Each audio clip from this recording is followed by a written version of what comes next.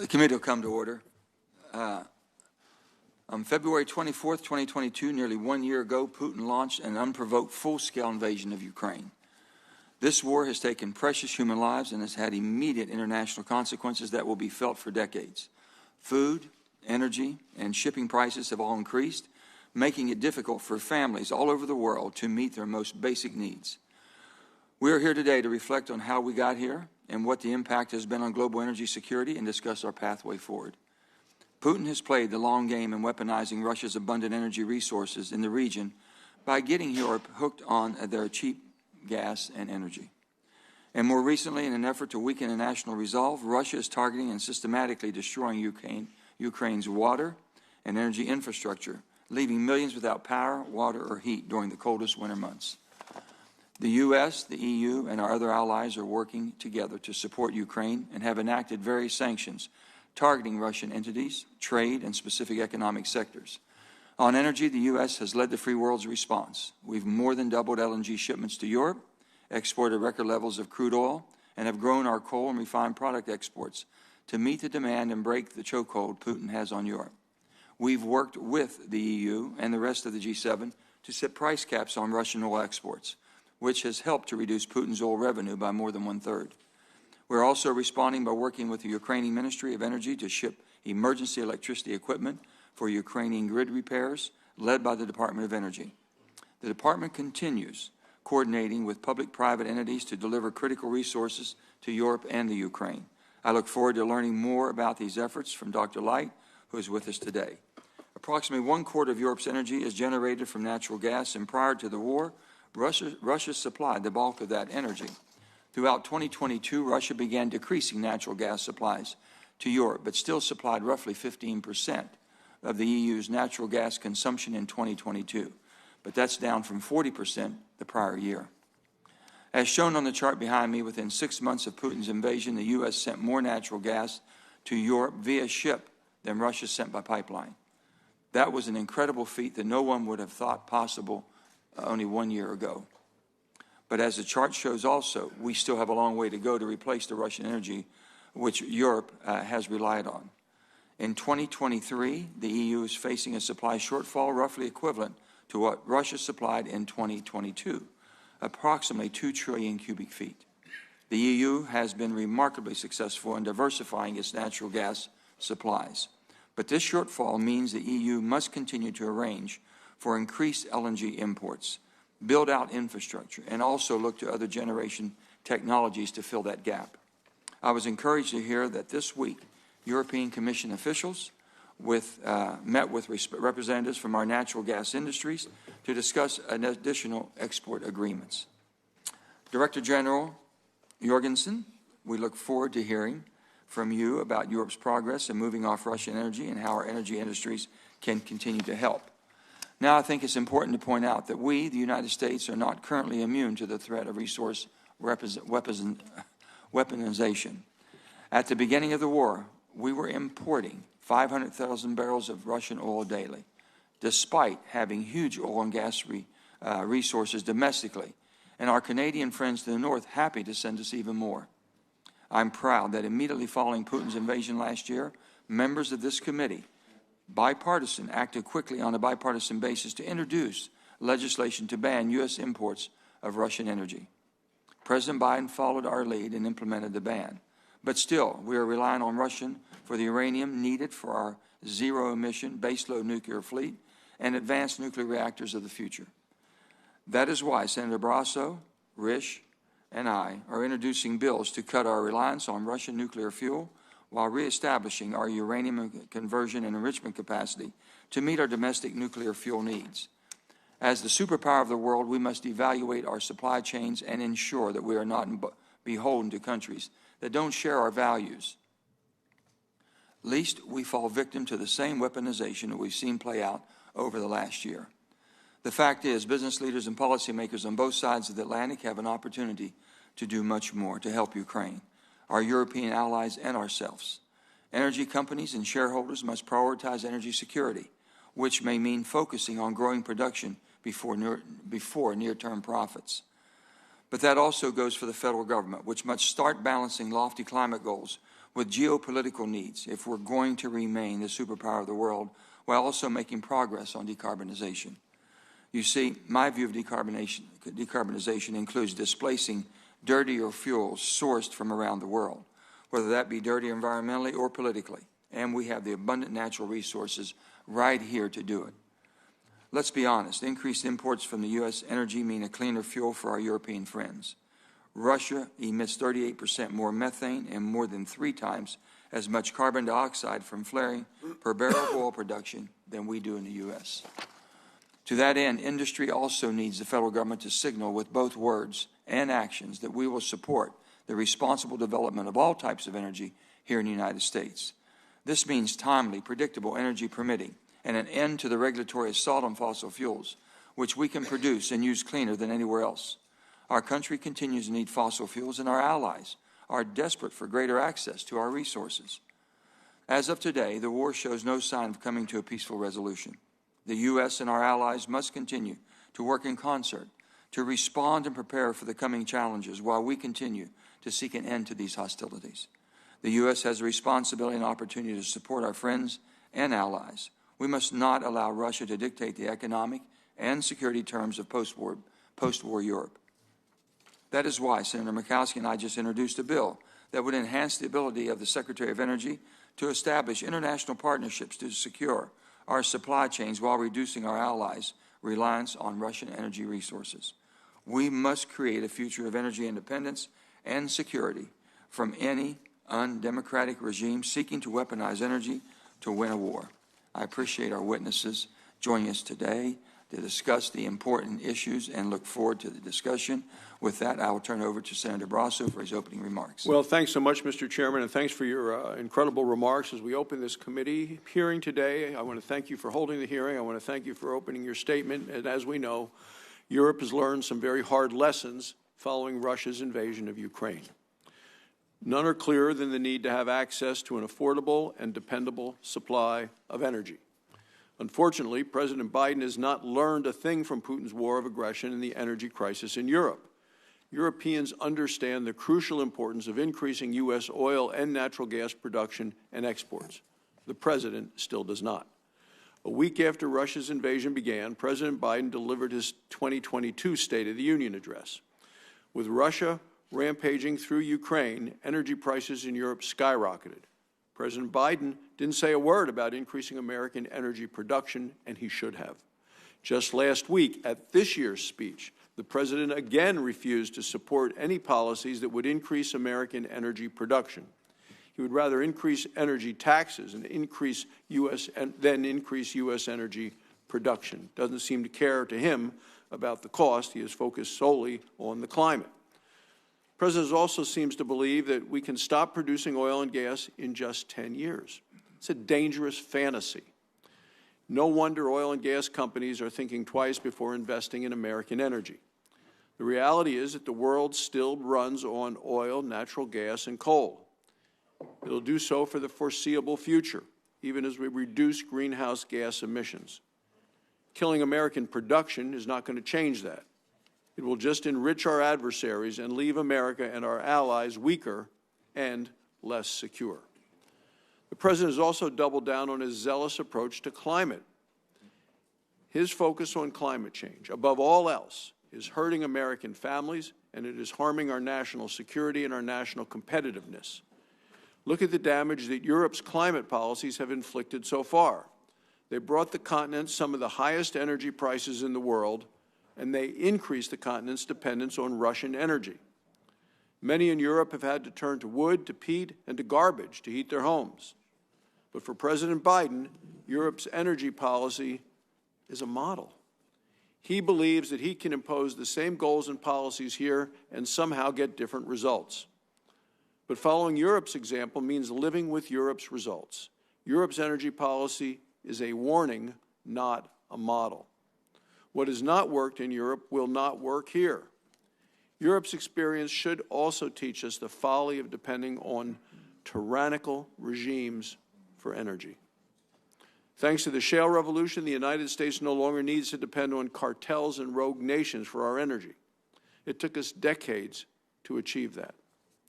But the President's assault on American energy production will surrender this vital economic and geopolitical advantage. His unrealistic renewable and electric vehicle goals will also make us much more dependent on our adversaries, like China and Russia, for critical minerals and materials. The President's goals would require massive amounts of copper, cobalt, nickel, lithium, graphite, and many other minerals. China and Russia control the supply chains of many of these minerals. We need more American production, but it is almost impossible to get a permit for a new mine in the United States. In fact, the Biden administration recently killed 2 U.S. copper mines. President Biden would prefer that we import these minerals, even sending money to our enemies. It's a disgrace that we don't have the capability to fuel our own nuclear reactors. You mentioned it, Mr. Chairman.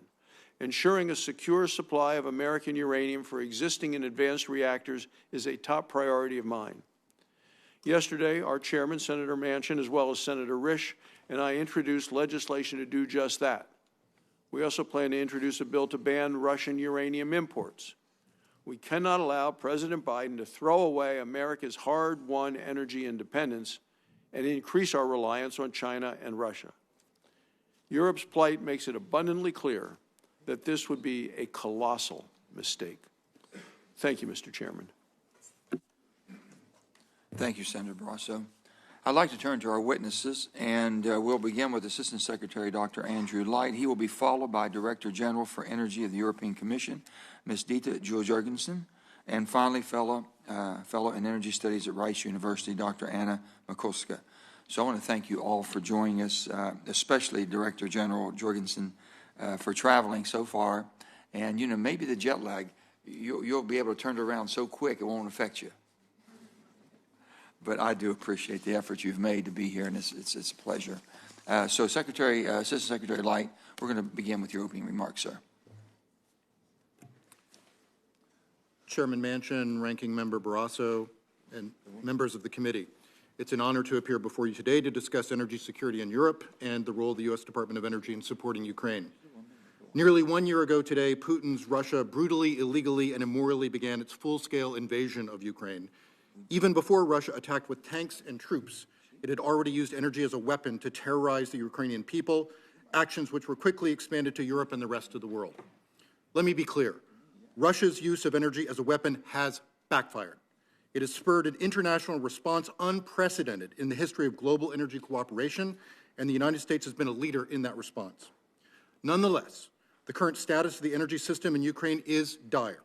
Over the last 4 months, an estimated 700 Russian missiles have hit energy facilities throughout the country. The Ukrainian grid operator is using rolling blackouts to meet about 75% of normal customer demand, sometimes losing up to 50% of generation. Make no mistake, Russia's attacks on Ukraine's grid are brutalizing the civilian population. The U.S. Department of Energy has a special relationship with our Ukrainian counterparts across a range of issues. Secretary Granholm led the U.S. presidential delegation to Kyiv in August 2021 to attend the ceremonies marking the 30th anniversary of independence, and our relationship has been very close since then. This relationship enabled the department to deliver indispensable assistance quickly after Russia's further invasion of Ukraine. Before the war, Congress appropriated my office $30 million to assist Ukraine in creating a permanent interconnection with European energy grid and eventual capacity to export electricity to neighboring countries. Following Russia's attacks on Ukraine's grid, DOE began delivering some $15 million worth of critical energy infrastructure equipment starting last December, primarily from surplus supplies in the U.S. By early March, we will deliver the third tranche of this equipment. DOE is also monitoring Ukraine's nuclear power infrastructure and working closely with the International Atomic Energy Agency to ensure proper safeguards remain in place. And finally, DOE and our national labs are working to help Ukraine build a secure, resilient, independent, and adaptable energy system. We've invested $10 million in our national labs to help to plan Ukraine's future energy system post-reconstruction. It's clear to us that energy security and the energy transition are two sides of the same coin. There can be no lasting energy security without diversifying energy supply, including expanding the use of clean energy. Recognizing the danger posed by Russia's unitary position in the European energy market, the President took decisive action and directed the administration to take all available measures to work with our allies in Europe and around the world to ensure a surge of LNG and pipeline gas was available for Europe, as the Chairman indicated earlier. Last year, some two-thirds of U.S. LNG shipments went to Europe, more than doubling the volumes exported to Europe in 2021. President Biden also launched the U.S.-EU Task Force on Energy Security with President von der Leyen to help the EU reduce overall demand for natural gas and to more quickly decarbonize. And just yesterday, Secretary Granholm co-chaired a meeting on the current natural gas crisis in Europe with over 40 countries through the International Energy Agency to prepare options to help ensure European and global natural gas security consistent with net zero transitions through the 2023-2024 winter. Make no mistake, next winter will almost certainly be harder, with China ramping back to pre-COVID consumption levels and no Russian gas for European storage. Over the past year, the United States has also led coordinated efforts to ensure a secure supply of oil to the global market by working with partners and allies on a coordinated release of 270 million barrels of oil from strategic reserves around the world. We have also worked to limit Russia's profits from oil sales through our efforts with G7 partners, the EU and Australia on a price cap on Russian crude oil and now on refined products. However, energy security is not only about oil and gas and is not only about Russia.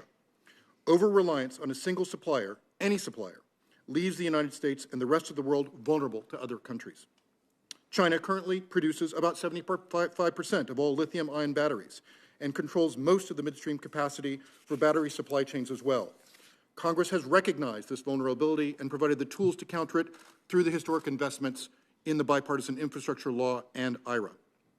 DOE's work on diversifying energy supply, stabilizing energy markets, ensuring secure supply chains, and accelerating the energy transition benefit all our partners and allies around the globe and will also create hundreds of thousands of good-paying, clean energy jobs here at home.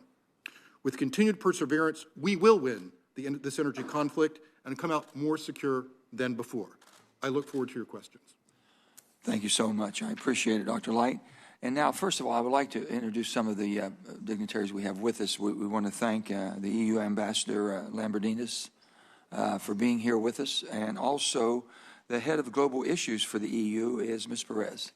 I want to thank you all. We appreciate it very much. And also, again, Director, we're so happy that you made this effort and would like to hear from you now. Thank you. Honourable Chairman Manchin, Ranking Member Barrasso, members of the committee, fellow speakers Anna and Andrew, thank you very much for the invitation, and to you, Mr. Chairman, for your leadership in the Senate response to the global energy crisis. Today I want to focus on three messages. First, 1 year into the Russian war on the European continent, the crisis is not over, but the European Union's response has been immediate, strong and effective. We have managed to combine energy security with the objectives of clean energy transition and climate neutrality.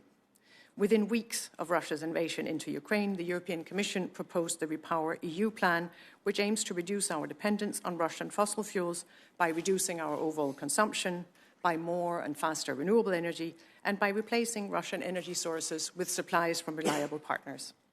Quickly replacing Russian natural gas was, of course, key. The transatlantic alliance has been essential in this regard, and I would like to thank you for that. Imports of US LNG almost tripled in 2022, and the United States is now the biggest LNG exporter to the European Union. The EU also lowered its consumption and increased the share of renewable energy. In just a few months, we reduced our gas demand by 20%. We filled our gas storage facilities ahead of winter from a historically low level. We upgraded our infrastructure to ensure gas from alternative sources. We created an EU energy platform that can aggregate demand and jointly purchase gas. We reduced our peak electricity demand. We accelerated permitting for renewable energy, and we have significantly increased the installed capacity of renewables. Russian natural gas supply to the European Union is now less than half of what it used to be. And we are working under the assumption, we are prepared for that scenario, that there would be zero natural gas imports from Russia next winter. My second message today is that we have supported our neighbours in Ukraine, but also in Moldova, who suffer from the war. we provided economic and technical support to Ukraine. We synchronized our electricity grid so as to make their system independent from the Russian electricity system. And we have provided both Ukraine and the Republic of Moldova candidate status to join the European Union.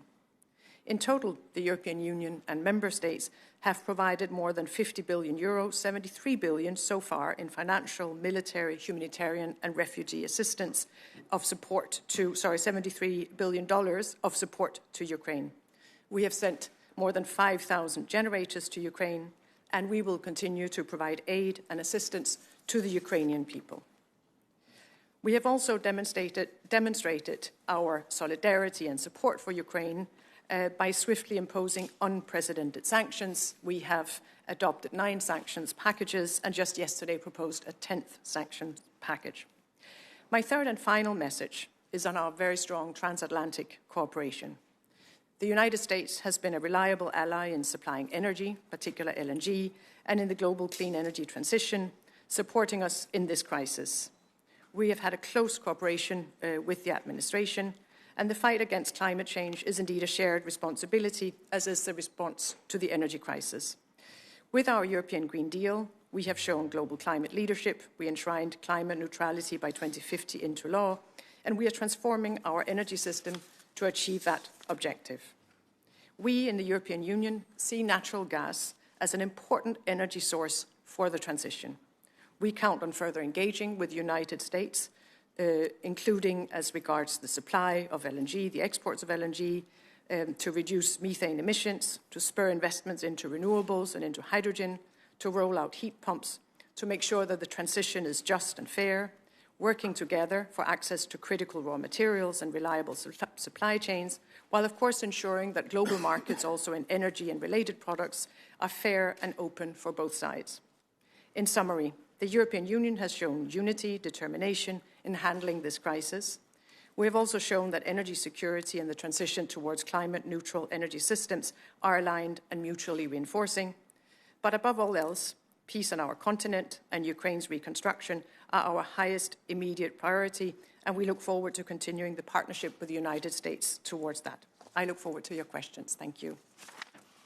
Thank you so much, Ms. Jorgensen. And finally, we have Dr. Mikulska from Rice. Thank you.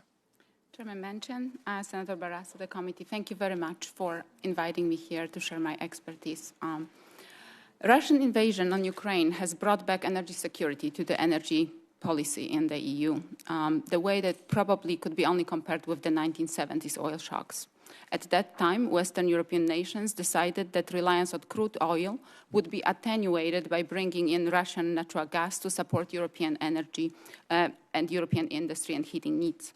Now, half a century later, the EU is facing another energy crisis that results from mismanagement of energy security, including over-reliance on Russian energy, underestimation of Russia's readiness to use gas flows for geopolitical purposes, and general lack of alternatives for immediate and seamless substitution.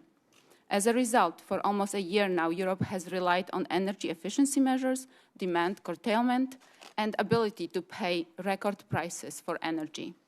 Critical was also U.S. support from the U.S. oil and gas industry, which turned out record volumes, helping to sustain anti-Russian efforts around the world with flexible and commercially oriented supply, and via active energy diplomacy that U.S. status as energy exporter has made possible.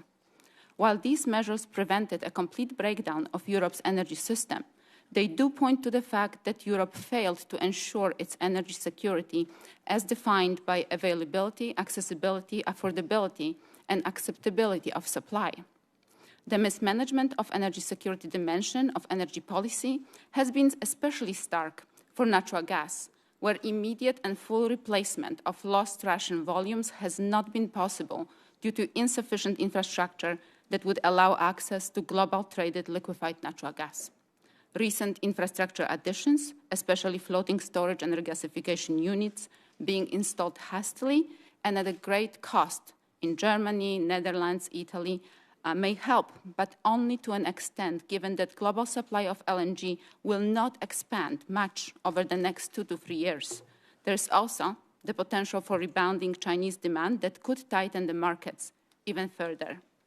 Thus, Europe will need to continue competing for those supply with other LNG importing countries. And while wealthy European countries are likely to outbid others, as they did last year, this will impact affordability of their energy supply. Last fall, wholesale prices of natural gas in Europe peaked to $90 per million BTU, which is compared to the average of $6 to $10 from before the invasion, and about $6 in the US at the peak of gas prices last year. Similarly, prices of electricity and coal used to substitute for natural gas have risen to record highs. And even though prices abated right now, they are still at multiples of what they were before. High energy prices have dealt a blow to European industry, including most prominently chemical and fertilizer industry. The prospects of high energy prices into short to medium term also create concerns about potential deindustrialization as companies consider options to reshore to countries where costs of energy are lower and less volatile. Going forward, in the face of energy crisis, Europe accepted natural gas as well as nuclear power as decarbonizing options. This allowed for certain investments, as I've mentioned, FSRUs, as well as gas interconnections. However, many European countries see these fixes as short-term, which translates into a hesitant approach and insufficient commitment to longer-term contracts, deficiency that can impact availability, affordability, as well as nature of LNG flows in the future, as some currently planned commercially oriented projects, including those in the US, may not come to fruition without sufficient financial backing. At the same time, state-supported enterprises, including Russian entities, do not face the same constraints. As European crisis shows, responsible energy policy can and should consider all of the above options. Plans that are realistic, well-founded, and accessible will have a chance to propel actual change, rather than those that are only written out as policy goals. For the US, this means responsible development and use of all of its resources that allow the country to use its comparative advantage while ensuring well-being of its population. The abundant and diverse resources also increased US geoeconomic power, which, as we have seen over the last year, allow the country to step in and help its allies when the need arises. Thank you. Thank you so much. Now we'll start our questioning, and I'll begin with Director Jorgensen. And the prices that Dr. Mikuska is absolutely accurate. It's unbelievable, the prices that Europe was paying at the peak of things, but we didn't have the production at that time. And the spot markets were just out of control. We understand all of that. We're putting about 13 billion cubic feet a day into LNG. We have 6 more terminals coming online, so we should be up to in the 20 to 25 billion a day fairly soon, I'm understanding. And with that and other opportunities, I think Qatar is bringing more gas into the market. Are you all able, and Director Jorgensen, are you all looking at your longer-term contracts? Because I know the American producers are looking for a longer-term contract with the Europeans to make sure you don't have that spike as you had. And one final thing I want you to compare, everything that we're hearing about ESG, you've been hearing about that being kind of a governance. I'm concerned if you're only looking at ESG and you're not looking at the geopolitical risk and what you all fallen into, but geopolitical risk, we never thought that Russia would do what they've done. But the havoc it's created in the economy and the suffering of the people, and also just almost throwing caution to the wind on environmental concerns when it's survival. And could that be prevented, or should that be taken into consideration with basically countries and companies making these decisions based on only on one parameter and not on both equally? And that's a lot in one question, but do the best you can. Thank you. Thank you very much, Senator. So, first of all, we have expanded our import capacity. I just want to mention it, that there's significant additional capacity to import LNG as a response to the crisis. So we are able to offtake any additional supplies that will come online globally. Secondly, as you have said, long-term contracts are an important feature of the global natural gas market, and in particular of the global LNG market. It is a commercial decision for companies whether they want to sign long-term contracts, and I think one consideration there is the extreme volatility and uncertainty in global markets is certainly not helpful in that regard. We see an interest in long-term contracts to provide the security of supply, the stability in markets. We see with some concern that a number of US suppliers have signed a long-term contract with Chinese buyers, and so we're following that market very closely and looking at what can we do from European level, from the European Commission and member states to further support the development of long-term stable markets and offtake. One of the things we have done there, as I mentioned, is to establish an energy platform that will work on joint purchasing, and we're currently working both with suppliers but also with energy companies in Europe to see how do we best support developments there to get more stability into the market, and what is the role of long-term contracts in that context. So I noticed this morning's prices, you're about $17 a million BTU, and we're down about $2.50. But it's come down tremendously, and like I said, but it's still multiples. Where's your sweet spot? Where are you looking for as far as for your economy and also the stability for your economy? I would not be able to put a specific price level on that, but I do think I think we have seen the worst in the volatility. Okay. Last year we had in Europe, our gas prices at our domestic benchmarks were around 350, and they are now down close to 50. And so in other words, we are out of that very worst volatility, extremely high prices. We've done what we can to avoid it by the demand reduction, by the investment. And you talk about the ESG versus basically geopolitical risk and what the geopolitical risk has cost. I'm understanding UK has kind of thrown caution to the wind completely, just trying to get through difficult times. Yeah. So ESG remains an important factor to guide our taxonomy is an important element to guide investors to the extent they want to have a green profile or a green portfolio, green funds, and that is useful in itself. That does not mean that investments into security of supply are not relevant. It's an important selling point as well, if you will, from a sector perspective. The way we have looked at it in terms of our public financing, our European financing, is that we will be financing more into the energy transition, but financing into security of supply has been a high priority, not least this last year, which is why we have helped fund a number of the new infrastructures that have come online. And I think the mild winter, the European mild winter basically helped tremendously, I think, with your supply chain and also your reserves. What are you all anticipating for next? Are you preparing for next winter, next year, 2023? Yes. Or this year? So this winter we were indeed helped by somewhat milder weather, but it was not that unusually mild. It was milder, and that was a good thing in the current circumstances. But we were also helped by our measures on storage filling, on demand reduction, on price stabilization mechanisms, on solidarity mechanisms. And we were helped by the very close cooperation and support by allies, and in particular the United States, supplying significant amounts of LNG to the European Union over the last year.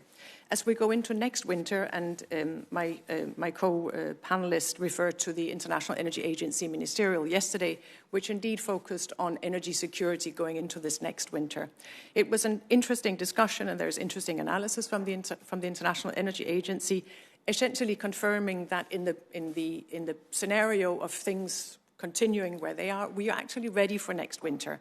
We have given ourselves the instruments we need. We have built the supply opportunities that we need. We've built the infrastructure that we need. So barring a very cold winter, barring shortages from suppliers, barring other accidents, exogenous factors, we would be ready for next winter, provided, of course, that we continue to reduce our demand and do the right thing across the European Union. One final thing real quick before I turn to Senator Barrasso is when you talk about long-term contracts, what time frame are you talking about? That means you're going to be needing this product and you're willing to sign a contract for, is it 5, 10, 15, 20, or longer? So as I mentioned, we see natural gas as being part of the energy transition in the European Union. So our forecast, our analysis of how to get to climate neutrality in 2050 includes a share of natural gas in our energy system all the way between now and 2050. The duration of long-term contracts, again, is up to the commercial actors, but there is nothing in our system that would stand in the way of that. That's very good. Thank you very much. Now to Senator Barrasso. Well, thanks so much, Mr. Chairman. I think your question is very insightful and informative, so thank you. I have a question for each of the three. I want to start with Dr. Mikulska.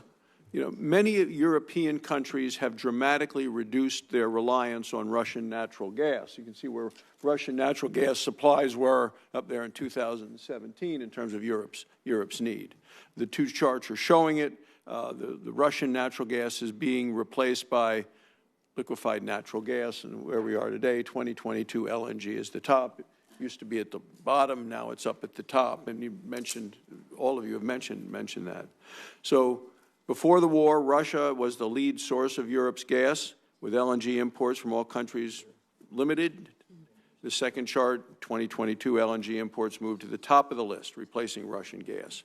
So my question to you is, as more of our allies in Europe and around the world look to wean themselves off of Russian gas, how important is it here in the United States that we increase U.S. LNG export capacity? It's very important, and that's because of the type of capacity that U.S. releases.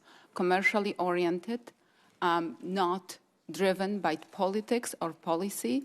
So while we can talk about the different ways in which markets may not be unpredictable, they still react to the demand and supply equation.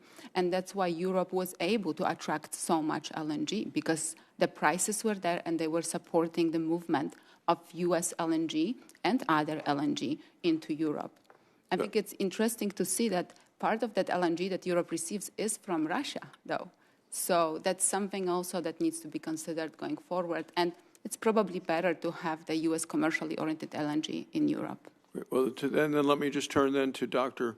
Light regarding that answer and what you've just seen here on these charts. So we heard how important increasing U.S. LNG export capacity is for European energy security. Now, I'm aware of at least one project that right now is awaiting Department of Energy approval to build a floating LNG terminal off the coast of Mexico, which would use U.S. natural gas. Would exporting this U.S. LNG from such a facility help boost global energy security? It would, Senator Barrasso. If you're referring to the two Sempra projects, both of them have been permitted, though, as of December. Yeah. Okay. Yeah. All right. Well, we're going to continue to make sure that permitting goes through. And built now, right? well, yeah. I mean, there's a number of issues and different permits Absolutely, for different components of it. So. Absolutely, sir. And anything that you'd like to flag for our attention, we of course welcome it. Great. Thanks, Mr. And now for our Director Jorgensen. So last month, the Washington Post published a front-page story. I have it right here. Power Titan quietly aids Russian war effort. And the first line of the article reads, Russia's state nuclear power conglomerate is working to supply the Russian arms industry with components, technology, and raw materials for missile fuel, aiding Russia's deadly onslaught on Ukraine. Washington Post front page story. The article provides proof, and it's a long, involved article, that Russia's state-owned nuclear energy company, Rosatom, uses revenue from its nuclear sales, including uranium, to fund Putin's brutal invasion of Ukraine. The article suggests that the European Union may soon implement sanctions against Rosatom. Can you update us on the status of the European efforts to cut off Russian uranium? Yes, thank you, Ranking Member. Indeed, first of all, the role of Russia and Rosatom in the global nuclear market, the fuels market, is indeed of concern.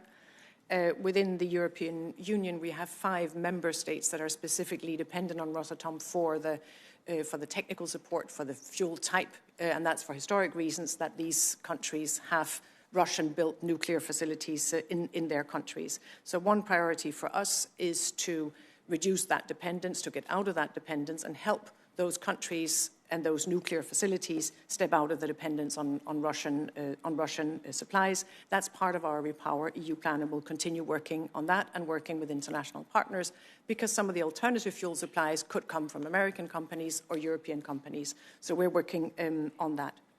As Chairman Senator Manchin mentioned, there is also concern about the high dependency on uranium, and that's a global concern that we need to work together to address. As regards sanctions, our approach is the following. We seek to apply the sanctions that are most effective vis-à-vis Russia, that has the most significant impact on Russia, while, of course, harming ourselves as little as possible. And in the field of the nuclear sector, we see that the impact would, at this point in time, probably be limited, and it could cause a number of challenges for ourselves. We presented a 10th sanctions package yesterday. It does not cover these aspects, but of course, we will see what happens, and we'll continue developing our response. Mr. Chairman, if I could just ask Dr. Light on following up with what we just heard there. So in 2021, Russia was our third largest supplier of uranium to the United States, about 14% of our demand. It seems every dollar we give to Russia supports Putin's war against Ukraine. Our nuclear industry is ready to transition away from Russian uranium.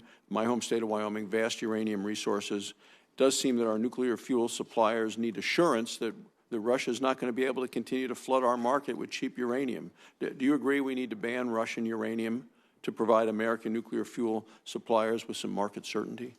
Yes, Senator, I completely agree. We have got to explore all tools to limit Putin's ability to continue funding his invasion of Ukraine, certainly including nuclear. I think any uranium ban must be accompanied by, obviously, strategic investments in our own supply chain, so we completely support your efforts, all the efforts here, to try to include that in previous legislation, but also in proposed legislation. We look forward to discussing that with you. We definitely believe that our current nuclear reactors need to wean themselves off of the Russian supply. Absolutely. Thank you, Mr. Chairman. Senator Heinrich. Thank you all for being here. Director General, can you talk a little bit about the role of electrification and particularly heat pumps in eliminating Europe's overdependence on Russian fossil gas? Yes, thank you. Electrification in general and the deployment of heat pumps is an important part of becoming independent from Russian gas, Russian fossil supplies, but it's also an important part of the overall energy transition. We're going to see a significantly increased electrification of our energy systems as a necessary part of the transition. It's going to rely on renewables, but also nuclear, as just discussed, and a move away from fossil. In that context, heat pumps are a very interesting option. We use about a third of our natural gas to heat homes, and if we can replace just some of that with heat pumps, we're better off. In addition to that, heat pumps are significantly more energy efficient, so it's an overall saving as well as a saving in fossil. So that is part of our repower plan. We've got a heat pump plan to secure the fastest possible rollout of heat pumps. In some of our member states last year, and I can take one example, Poland, there was an increase of 120% in the installation of heat pumps last year. So quite an interesting example of the response to the crisis. Director General, with regard to ESG, which our chairman brought up, do you think that governments should dictate governance priorities for private businesses, or should we generally leave that to the market and to the boards of those businesses to make those decisions? Those decisions are business decisions, and for companies, the government role, the way we have approached it in Europe, is to set out guidance of what would we consider green investments. That's our taxonomy, but it's obviously for market operators. Basically a standard, and leave the decisions to the businesses themselves. Indeed, and not a binding standard, a type of guidance. Yeah. Dr. Light, U.S. utilities depend on imports of Russian-enriched uranium for about 20% of their needs in our fleet of commercial nuclear reactor plants. That enriched uranium, as we heard from the ranking member, comes from Rosatom, which was exposed, as he mentioned, in the press recently as providing materials and other support to Russia's war effort in Ukraine. So in addition to a potential domestic ban on imports of Russian uranium, which I think is highly appropriate, what else could the U.S. be doing internationally to ensure that other nations don't indirectly support Russia's war effort through their nuclear sectors? Thanks for the question, Senator. So there's a number of things here. While it is true that, for example, let's take some of the legacy Soviet-built plants, right, in Eastern Europe that are dependent on a particular version of nuclear fuel, we are seeing U.S. providers, Westinghouse in particular, of moving into that market and trying to develop capacity there, and they've signed a number of MOUs, including with Ukraine. to help to displace that fuel, so that's a very good signal there. Number two, my office has been working with State Department, with Commerce, with others, to really increase U.S. competitiveness on the market on nuclear power, and not just on the fuel side, but also on power generation itself. Very pleased to say that we just recently saw this great deal emerge between the U.S. and Poland to build their three of their first 6 civilian nuclear reactors, which is going to be a $45 billion deal, support 130,000 American jobs. And I think third, it is that supply chain at home, but also the supply chain in other countries where we can rely on them as good partners. So diversification doesn't only mean independence, but it also means having reliable partners around the world. And through different international forums, we are trying to create the capacity there so we can stand together against Russia. So we should leverage our allies to create Absolutely. that independence. Yeah, I think it's a great way of putting it. We have to leverage our allies. We have to leverage our relationships. That's why our engagement in the world on energy in the midst of a struggle or even outside the current energy struggle is so important. In June of last year, the Biden administration announced the Partnership for Global Infrastructure and Investment with the G7. As part of that initiative, our government provided $14 million to support the first of its kind deployment of NuScale Power's small modular reactor in Romania. What role do you see SMRs playing to support our EU allies' transition away from Russian fossil gas, Russian fossil fuels broadly, and what are the hurdles to SMR deployment in Europe that we may be able to assist with? So very quickly, this is the most exciting thing I think we have on the energy horizon right now, is the final emergence of SMRs as a real viable possibility. And I have to say, I've been absolutely impressed with the fact that the part of the world I've focused on the most with respect to who will deploy SMRs first is Eastern and Central Europe. And that was before the war started. So it's not only Romania, but it's interest in Bulgaria, it's interest in Poland, it's interest throughout the region where they have the expertise and the comfort of this kind of technology and seeing the advantages of SMRs, not only for electricity, but for district heating, for industrial decarbonization across the board. And we have many providers we've been incubating with your support for decades now, and they're ready to unleash. I think we've got to work with these countries on the regulatory side, making sure that they're ready for the import of this technology and even becoming regional hubs. And we have various programs throughout, again, many different international platforms that we've been working on with our partners at State and Commerce and others to help to create that groundwork so countries can accelerate their import of that technology as these become available. It's incredibly exciting. Senator Hyde-Smith. Thank you, Mr. Chairman, and thank you all for being here today. This is most helpful, and we certainly appreciate the efforts you've made to get here. And it's amazing that we are approaching the one-year anniversary of the invasion and the effects that has been. And the continued Russian hostility certainly makes it necessary for us to analyze everything we can of the critical role the United States has in a stable source of energy across the globe.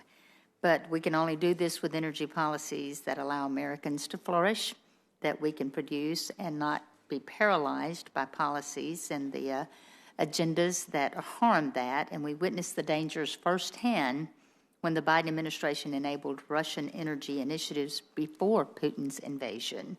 I believe more can be done to help stabilize that, both at home and across the globe. And if we were to unleash domestic energy production, including oil and gas here in this country. Dr. Mikulski, this question is for you. In your written testimony, you discussed the 4 A's of energy security and Europe's struggle to incorporate them, as well as some countries' willingness to overlook the risk associated with Russian energy dominance and dependence, particularly when it comes to the natural gas market.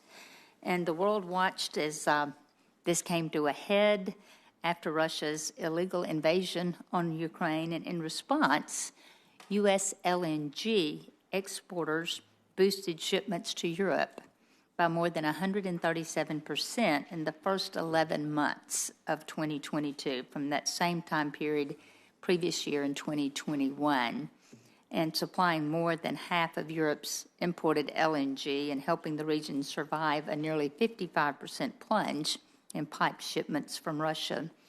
What else besides LNG can the United States do that we can supply to help Europe grasp the 4 A's of energy security? What more can we do to accomplish that?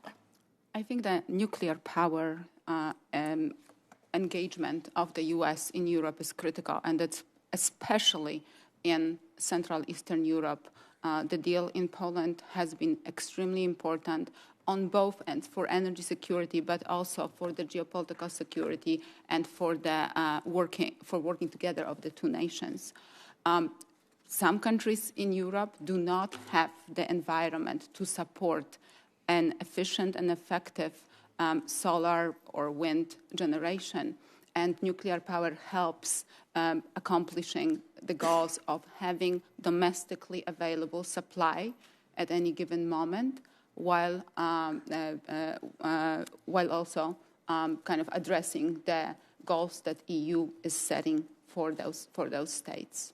So I think the nuclear energy cooperation is very important. SMR just as well. A lot of industry is quite interested in that. I know in Poland, in particular, industry parks and so on. So I think this is going to be critical, and having U.S. as an ally and as a partner is extremely important. Okay, you were pretty confident and quick in that answer of nuclear energy. And how did the Biden administration's early action to restrict U.S. oil and gas production, how did that aid Russia's plan for energy dominance to flourish? Well, I think it allowed Vladimir Putin to feel sure of that the invasion that he was planning will actually put a bigger hardship on Europe, for example. So that kind of probably emboldened President Putin in getting through with his plans. Thankfully, these plans did not realize, but this is because of the way that U.S. LNG exports were ramped up. When we look at the exports and how they ramped up towards the peak of capacity, it's been something that's exceptional, something that the U.S. industry, not only the government, U.S. industry helped Europe weather the storm, or at least until now, and hopefully going forward. Thank you, Mr. Chairman. Thank you, Senator Hawley. Thank you, Mr. Chairman. Thanks to the witnesses for being here. Assistant Secretary Light, if I could just start with you.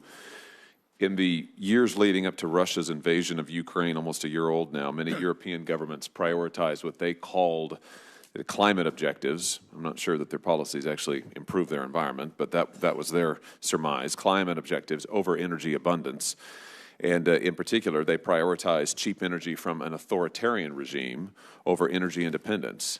Do you think that playbook executed by governments in Europe is something we ought to be doing in the United States? I think that the clear lesson is that no country should be beholden to one supplier for its energy sources, or a very large proportion of its energy sources, and that energy security is built on energy diversification. I think that energy diversification is at the backbone of U.S. energy policy, and so I don't see any risk that the United States will follow suit in that respect. Well, you say energy security is built on energy diversification. I would have thought energy security would be based on energy independence. Am I wrong about that? I think it's independence, but I also think that it's not just one source of energy, because things can go wrong. No one should put all of their chips on sort of one marker when it comes to energy security. So I think that to have as diverse a supply as possible, while still looking at other goals like climate goals, is a very good path forward for countries to take, and it's something that the United States wants to support other countries in helping to do. Well, why wouldn't we put our chips on American energy? And we've got various sources of energy in this country. Why wouldn't we put our chips there? I think we are putting our chips on. No, we're not. We're producing less oil and gas in this country than we were previously. The president, when he came to office, his first day in office, he imposed a moratorium on oil and gas leases on federal land. Since then, he has leased the fewest acres of federal land for oil and natural gas since the Truman administration. Why are we shutting down American oil and natural gas production, taking away American jobs, and making ourselves more dependent on foreign sources of energy? I don't understand this policy. Well, the U.S. will produce a record amount of both crude oil and natural gas in 2023, even higher than the spikes pre-COVID levels. And the president is actively encouraging U.S. oil producers to increase production and reinvest their profits back into production rather than buying back stocks. And I think that's the right policy to pursue. He's doing that while he is shutting down the ability to lease federal land for oil and natural gas, the fewest acres of federal land leased since the Truman administration. He's boasted about how he hopes, he just said in a State of the Union, that we may not need American oil after another 10 years. I mean, what kind of a message does that send? Is that energy security? So any questions about leasing on federal land, I would direct to the Department of Interior, not the Department of Energy, sir. Oh, listen, don't play that game with me. We're talking here about energy production. Oil and natural gas are energy production. And the facts of the matter are this president has reduced our ability to be energy independent. And you're sitting here telling me that that increases our energy security. It looks just the opposite to me. It seems to me that you're recommending the European playbook, which left them dependent on foreign nations, left them dependent ultimately on hostile actors, and that's what you're trying to replicate here again in the United States. I just don't understand why this course of action is being recommended, why your administration is pursuing it. I also don't understand why you would shut down pipelines that cancel thousands of good-paying American energy jobs. I mean, why is that a healthy energy policy for this country? With all due respect, sir, I really don't see much of a comparison between where Europe was before the outbreak of the war and their energy mix and where they were getting energy from and where the United States is today. Well, let me just ask you, on the topic of dependence on authoritarian regimes, about China. China is one of the largest processors of the materials that serve as the building blocks for many of the so-called green energy transition that the administration is pursuing. According to the IEA, China processes 40% of the world's copper, more than 30% of the nickel in the world, 60% of cobalt, 60% of lithium, and more than 80% of rare earth minerals. Now, in light of that, many commentators have suggested that the United States is even more dependent on China for key components of solar power, panels, wind turbines, and batteries than Europe was on Russia in the lead up to the invasion of Ukraine. So I say again, in light of all of that, don't you think that this administration's climate agenda is making us more dependent on China while we lessen our reliance on our own domestic energy sources? Well, sir, as I said in my testimony before, I think you're absolutely right.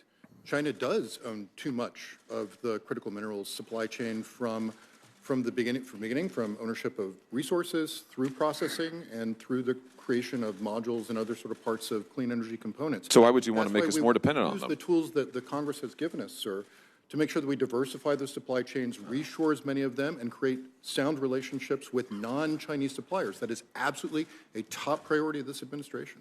For heaven's sake, here's what you've done. You came to office. You took us from being an energy independent nation to being an energy dependent nation. You have made us more dependent. Now this administration's gone begging to OPEC and dictators all around the world. You have made us less energy secure. Now you're making us energy dependent on China. You're canceling good-paying American jobs. It's a disaster, and all the while increasing the cost of energy across this nation. It is an absolute disaster, and I can't imagine why, in light of what happened in Ukraine, we would want to replicate those disastrous policies here. Thank you, Mr. Chairman. Thank you. And now we have Senator Hickenlooper. Thank you, Mr. Chair. Thank you all for being here. It's a lively discussion. Let me start with Ms. Yule-Jorgensen. Ms. Director General, 10 years ago, it would have been impossible to imagine anyone responding to an acute energy shock, primarily by accelerating a move to renewable energy. But I think that's what we've seen over the last 12 months. We've got a map here that shows a small sampling of headlines from across Europe over the past year. Wind, solar, EV, records being set almost monthly. Permitting reforms to accelerate deployment. First-of-kind projects proving out promising clean technologies like floating offshore wind and green hydrogen. What has made modern, renewable, and other clean technologies Europe's first and best tools for heading off the acute energy crisis you're dealing with now? Thank you, Senator. I think the first part of my response is a fact of geology and geography. We do not have the abundance of energy sources in Europe. We're net importers to a very significant extent.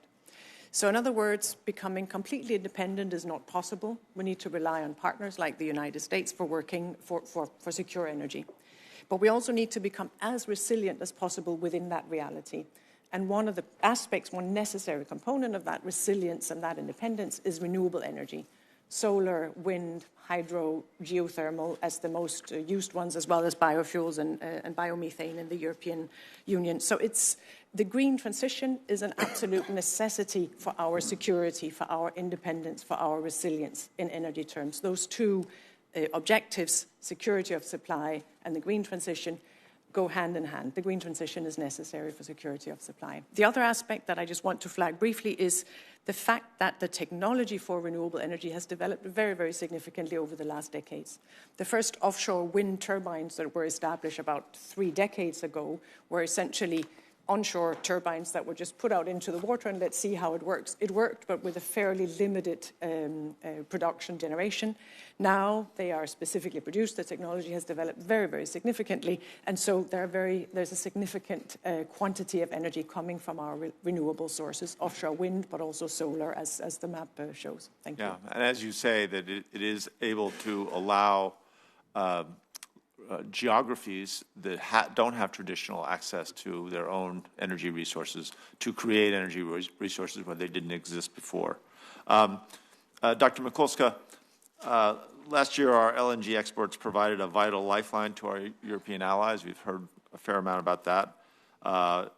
While Europe's need for LNG is acute now and will remain so for the near midterm, who knows how long, what that term what the longer term looks like is somewhat uncertain.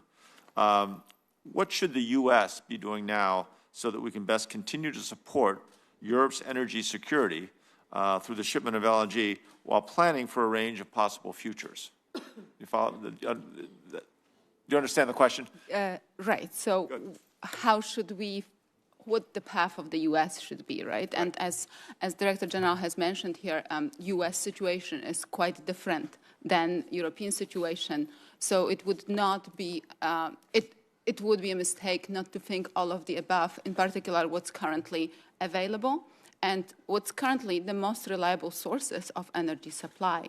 Renewable energy is there. It provides electricity, it provides additional sources, but it's not reliable yet. And that provides an issue for economic development. And it does create an issue of what kind of backup power do we want. So until then, we will be relying on fossil fuels that we know, and nuclear energy and geothermal if it gets developed a little bit more, or hydro.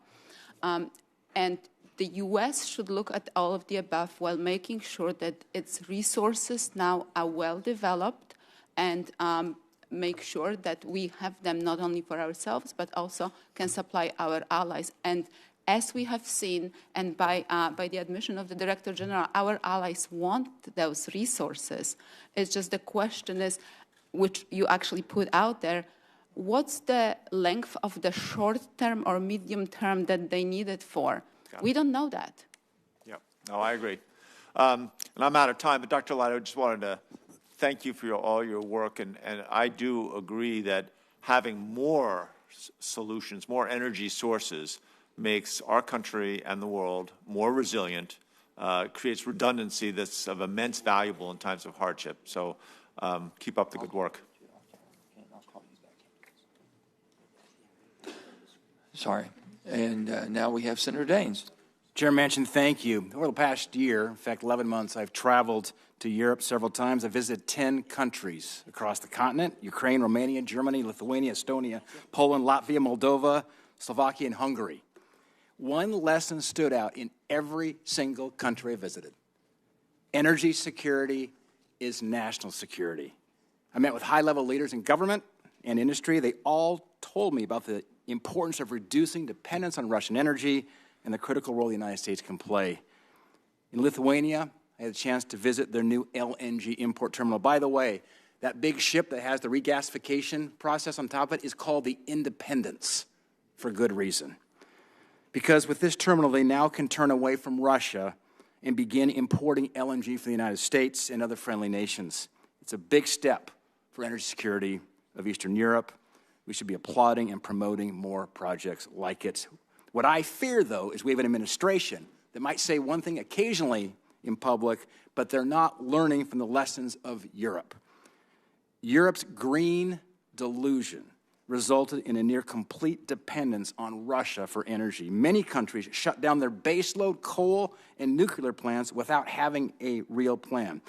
One leader in Europe, describing some of his colleagues to the north, said a vision without an action plan is a hallucination. In fact, Europe went so far as to condition Lithuania to get into the EU to decommission their nuclear plant. Lithuania used to be a net energy exporter, but because it was the green whim of the moment, when anti-nuclear for a period of time, they had to shut down their plant to get in the EU, leaving them very vulnerable, and thank God for LNG that's helping make up now for that loss of baseload power. It's truly baffling. And we can't let this administration take us down the same dangerous path. I don't think this administration is learning anything from it. This religion, this pursuit of this green hallucination is a dangerous moment in U.S. history and for the world. They're talking out of two sides of their mouth. On one hand, DOE's approving more LNG terminals to supply our allies. On the other hand, FERC is slow-walking pipeline approvals that would support these export terminals. You got to have infrastructure to get the gas to the ports. We take a step forward by banning Russian oil imports, but then the Department of Interior cancels lease sales, increases fees and taxes on small producers, stalls a plan for offshore oil, enacts regulations after regulation to close on domestic production, and of course he shuts down the Keystone Pipeline in Montana, which was, besides being 1 million barrels a day of oil, is $80 million of tax revenues every year to impoverished counties across Montana. You have the President of the United States in a State of the Union speech. He ad-libs, and he says we only need oil for the next 10 years. It was a laughable moment. But even his own Energy Information Administration, the EIS, says, quote, petroleum and natural gas remain the most consumed source of energy in the United States through 2050. That's coming right out of a subset of the DOE. Dr. Light, what's the deal? Does this administration have a real plan to stop Putin's stranglehold on Europe, cut off his war chest that's funded by energy exports, or is this administration talking out of both sides of its mouth? Thank you very much for the question, Senator Daines. And I have to say personally, thank you very much for the travel that you've done in the region and the expressions of support of the American people to these countries who are on the front lines of everything. So we really do appreciate that. I do believe we have a plan. I think that we've seen it in action. We have seen an absolute surge in LNG exports to Europe, far more than we did in 2021.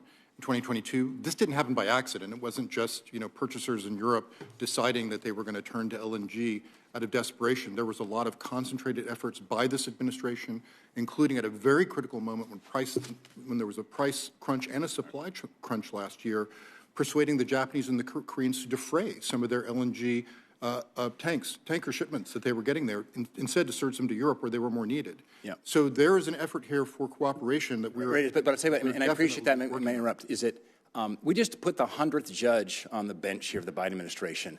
So while you talked about something that's it's necessary as an important step, it's not sufficient. When these far-left ideological judges are being put on the bench here that interject themselves, stopping projects in the natural resource side of the equation, they're lifetime appointments. And until we fix this problem, which is a long-term problem, permitting reform is a very good thing, but we still run a very real risk right now through activist judicial leaders here who are driving an ideological agenda here, who are anti-conventional sources of energy. I want to move on to gas stoves. Europe's begging us for American energy, and now we've got the DOE throwing out all common sense, prohibiting 96% of existing gas stoves. Just when I thought it couldn't get more ridiculous, it did. My question is, the White House recently said it does not support banning gas stoves, but the proposed rule effectively bans 96% of existing gas stoves. What's the truth?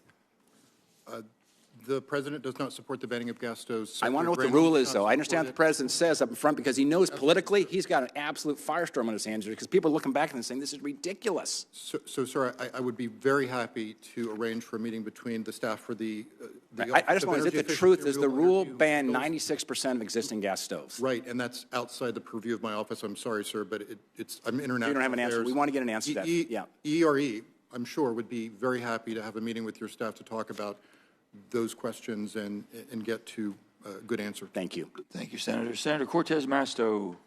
Thank you, Mr. Chairman. Thank you to the panel members who are here today. Assistant Secretary Light, both you and Director General Jorgensen, in your testimony discussed the need for the U.S. and European Union to work together to secure reliable access to critical mineral supply chains. And as you know, Secretary Granholm was in northern Nevada last week to announce a $2 billion loan guarantee to help Nevada-based Redwood Materials manufacture and recycle critical components of the lithium-ion batteries. We all know these batteries are going to play a crucial role in expanding our clean energy economy. These investments are possible due in part to the creation of the battery grant program that was created here as part of the bipartisan infrastructure law, something that I absolutely supported and will continue to, and we need to continue to support the processing and refining that we have done here through the programs that we have passed. Nevada, and I can't stress this enough, is really the growing nexus for our clean energy and critical mineral future, because it is the only state in the U.S. that encompasses every facet of the critical mineral and advanced battery economy, from the mining of the critical mineral deposits to the research and development to processing and manufacturing, and finally to the recycling operations. This is a perfect example of the economy that we believe that we should be investing in. So let me ask you this, and let me start with Assistant Secretary Light. One, how is DOE utilizing these new programs that we have been talking about and authorities to address these international supply chains? And then how do you envision the collaboration that the two of you have been talking about that we need to do? So, Secretary Light, let me start with you. Thanks very much, Senator, for the question. I know the Secretary very much enjoyed her trip to Nevada. I mean, it is, as you said, just a great object lesson in how we can sort of see the future where all of it is done, in one place, from the mining to the manufacturing and refining and goes on through the entire supply chain.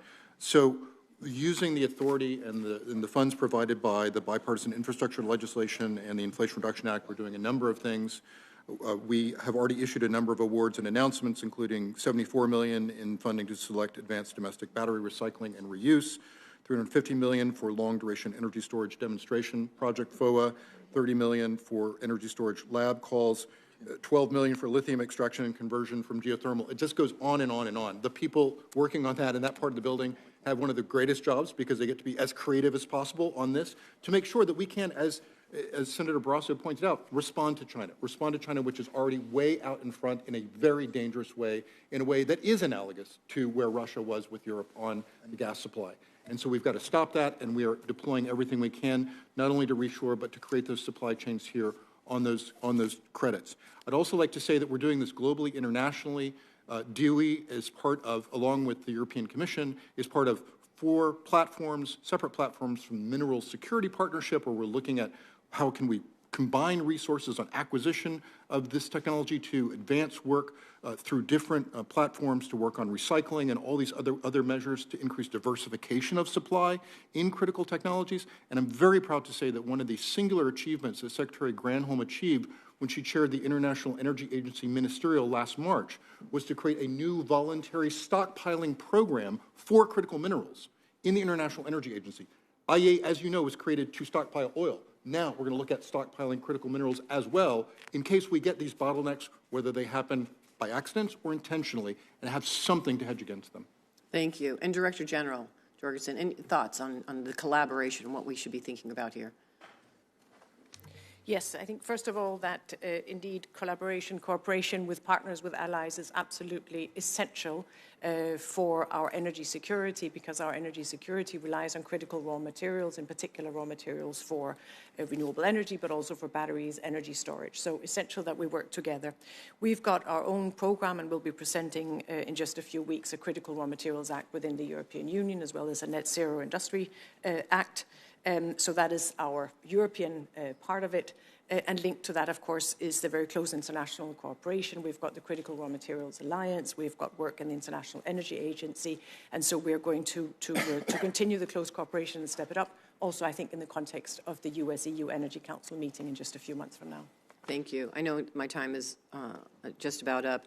I will submit the rest of my questions for the record. Thank you again for the panel members that are here today. Thank you, Senator. Now we're going to go to Senator Risch because of the generosity of Senator Murkowski. Thank you, Senator Murkowski. Well, and thank you, Mr. Chairman. I wanted to come today to talk a little bit about a really significant and serious problem that the U.S. is facing, and I'm going to ask Mr. Light about it a little bit. But first of all, let me set the stage for this. The world collectively relies on Russia for the nuclear fuel supply chain, with 1/3 of conversion and half of the enrichment capacity coming out of Russia. This is for nuclear generating electric facilities. The U.S. receives about 20% of its enriched uranium from Russia, which is not currently sanctioned. We have almost no domestic uranium processing, with no operational conversion and only one active enrichment facilities. We cannot currently produce the necessary enriched uranium to supply the current nuclear fleet that we have, and for research needs, and obviously for national defense needs. Idaho, as most of you know, is the home of the Idaho National Lab, the birthplace and flagship lab for nuclear energy in America, indeed in the world, indeed in the universe. In 1951, we generated the first electricity there using nuclear energy, and since then we've been on the cutting edge of that. Right now, all of us are familiar with the fact of what Russia has done, this illegal war that it's pursuing against Ukraine, and its absolute lack of judgment in conducting its affairs in the world is really remaking the face of Europe and the face of the world when it comes to supply chains in a lot of matters. When this war is over, it won't be over. We, along with 29 other countries, formed NATO to push back against Russia, and it kind of went to sleep as we went along over the decades, everybody thinking that when the Iron Curtain came down that Russia was going to more or less behave itself and join the international players. Maybe poison a few people once in a while, that's what they do. Interfere in elections once in a while, that's what they do. But other countries do that too, and we started doing business with them, as did Europe, and Europe got tied into them even more than we did. Nobody believed that they'd start a medieval war in the 21st century, but that's where we are. When this is over, our relationship with Russia is not going to repair for a long, long time, nor is obviously Ukraine or Europe. There's not going to be a reconciliation commission where we all get together. What these people did, what the Russians have done in Ukraine is barbaric, it's unforgivable, and it's going to be decades and decades before anybody that is in the right mind does business with Russia again. So that brings me to the problem that we have, and that is that we have this supply chain with the fuel coming out of Russia.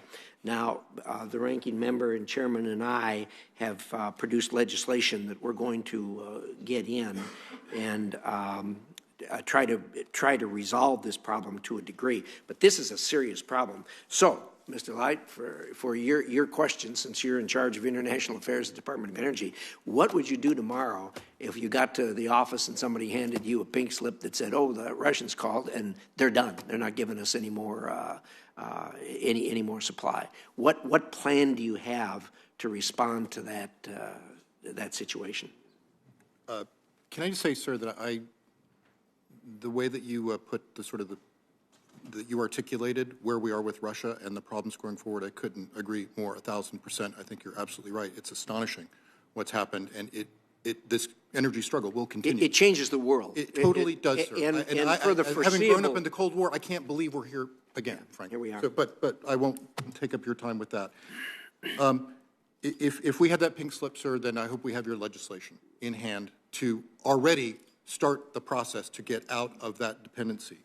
We absolutely have to make strategic investments to strengthen our domestic supply chain so that we are not in this position. We never are in that position again.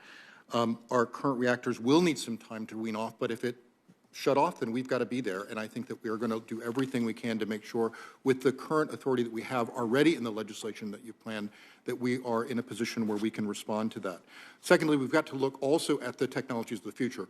The most amazing thing about Idaho today is these test beds on the small modular reactors, which are just so encouraging and so fantastic. And so I think where we really definitely need Those to are the moving future. forward, There's no question about it. those are the future, and we need to make sure that the fuel for those SMRs, again, we do not find ourselves in a position where the United States is not producing its own supply for that. So on HALEU as well, we've got to move forward and move towards nuclear fuel independence. Yeah, thank you, Mr. Light. I'm sure you will agree with me, as the ranking member and chairman and I believe that this is not a partisan issue. This is an American issue, and it's an issue that is of critical importance. And more importantly than that, the issue, unfortunately, does not lend itself well to the pace at which we move around here. And this really needs to move forward. So thank you for your thoughts in that regard. I hope you'll join us in doing our best to get this legislation passed. And thank you, Mr. Chairman. Thank you, Senator. Senator Kelly. Thank you, Mr. Chairman. Dr. Light, there's some U.S. oil companies that are still operating in Russia despite pledges to wind down their operations. National Oil Well Varco, which is a U.S. company based in Houston, has oil field services in Russia, still even after announcing in a press release a year ago that it was, and this is a quote, actively examining our alternatives, including the potential to further curtail our activities. In March of last year, 2022, Schlumberger announced that it would, another quote, immediately suspend new investments in technology deployment to our Russian operations. But just 7 months later, Schlumberger, still in Russia, was caught distributing military draft notices to 9,000 of its Russian employees to supply forces to Putin's mass mobilization effort. So, Mr. Light, for some of these companies, it sounds just like business as usual in Russia. In May, I wrote a letter to Secretary Granholm and Secretary Yellen asking them to evaluate oil companies that are still operating in Russia. So could the department please take a closer look into this and provide me with a report on the operating status of U.S. oil companies still in Russia? And things specifically like this. I mean, I just find this, just very concerning that a company that is based in London, that trades on the New York Stock Exchange, that is assisting Vladimir Putin in getting his draft notices to his citizens. That's just unacceptable. So I'd appreciate you looking into this. I'm happy to take that on, sir. And even though it is Treasury and Commerce who enforce those sanctions and compliance, I am very happy to work with you and your staff, schedule a briefing as soon as possible to talk about the Russian sanctions, their impact on the industry, and what we know and what we need to know in order to address this problem moving forward. So we'd welcome that conversation. Yeah, I think these companies should have had plenty of time to wind down operations by now, and shouldn't be, assisting in Russia's war in Ukraine. So, Ms. Jurgensen, as you know, oil revenue is how Putin finances this illegal invasion. And in December, the West capped the price of Russian oil at $60 a barrel, well below the global market price of $85. It appears that the cap is having the intended effect of depressing revenue without directly cutting the global supply. The Kremlin's income from oil and gas is the lowest that it's been since the beginning of this pandemic. Some analysts estimate that Russia only earned $5 billion from fossil fuels in January, which is about half in January of the previous year. So on Friday, this past Friday, Russia announced it was cutting crude oil production by 500,000 barrels per day, which is about 5% of the country's output. And the propagandists there say that the cuts are retaliation for the oil price caps, but I think it's worth noting that Russia's decision came days after it endorsed the OPEC Plus plan. So, Ms. Jorgensen, how would you describe the effectiveness of these price caps, and could they eventually diminish Russia's ability to invest in future production? Thank you, Senator. So far, as your question indicates, we have seen quite a significant effect of the price cap. I think it's important to note that the price cap comes on top of what was already a full embargo on oil and coal exports, small exception for some pipeline oil for reasons of security of supply for a couple of member states, but really 90% of our oil imports was already under a full ban. We have banned investments into the energy sector in Russia, and we have banned exports of any technology that is necessary for extraction or LNG. So the price cap comes on top when these very significant sanctions are already in place. And are our allies complying with this, fully complying with this cap? So far, the results are good, both in terms of reducing the profits for Russia in this sector, but also in terms of ensuring compliance. This measure put together jointly with partners, including the United States, seemed to be effective. We have, within the European Union, appointed an official to be responsible, including for relations with international partners, to ensure that there is compliance with the sanctions. So I think so far so good, but we, of course, continue to monitor very, very closely. What would happen if we changed the cap to $50 or $40? It is possible within the cap, within the measure we have taken, to reduce downwards. So we'll see over time how the markets develop and what's the most effective way of approaching it. So I think we have so far, as I said, put in place 9 sanctions packages. We've presented a 10th, and we will be ready to do what is necessary. Yeah, I think that's worth looking into. Thank you. Senator Murkowski. Thank you, Mr. Chairman. And I want to thank both you, Ranking Member Barrasso, and Chairman Manchin for convening this really timely discussion on global energy security, and thank the panelists for your contribution to this. I think it is absolutely clear the energy world has changed. It has changed in the here and now, and to the point that Senator Risch made, you know, you can't undial this. You cannot take back the atrocities that we have seen perpetrated on the innocent people of Ukraine. You can't just say that once this war is ended, we're back to normal. There is no new normal. Well, there will be a new normal, but the normal will not be what we know today. So when we think about the disruption of a global pandemic and what that meant to energy, supply, and security, and then you overlay the war in Ukraine brought about by Russia, it is transformational in a way that I'm not sure that any one of you, as expertise as that you bring to the table, really can anticipate how we build this out in a way that is capable of really recognizing the changed dynamic. And so you kind of look back when you're trying to figure out how you move forward. There is a little bit of a parallel historically when you think about the oil crisis of the 70s. And here in this country, we woke up and said, well, we have an opportunity to weigh in and make a difference here. We can produce more supply, and it was that very transformational decision in the mid-70s that allowed Alaska to help lead the country with building our oil pipeline from the north.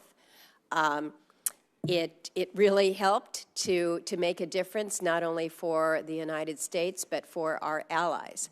It's been noted that Russia has just made this announcement that they are cutting production another 500,000 barrels a day. We have an opportunity in Alaska as we speak. The administration has just a matter of weeks to determine whether they're going to announce a final record of decision on a project up north, the Willow Project, that would provide for 180,000 barrels a day. That's real production. That's real production in the here and now. And yet there is some concern by the administration that perhaps the recommendation from their own agency might take them in a different direction, might take them in a direction where they either do not approve the Willow Project, or worse, it's kind of a sleight of hand and they approve it knowing that what they have changed results in an economically unviable project That would be a travesty not only to Alaska, but to the country. And I think our allies who are wondering, we've got issues here that we're facing. Director General, you have noted the efforts that the European Union has taken to work through some very scary winter months, and looking at next year, you think you can make it again, but our reality is that when we move to address the supply makes a difference. And so I haven't asked a question here, but I want to just make clear my message to you, Dr. Light.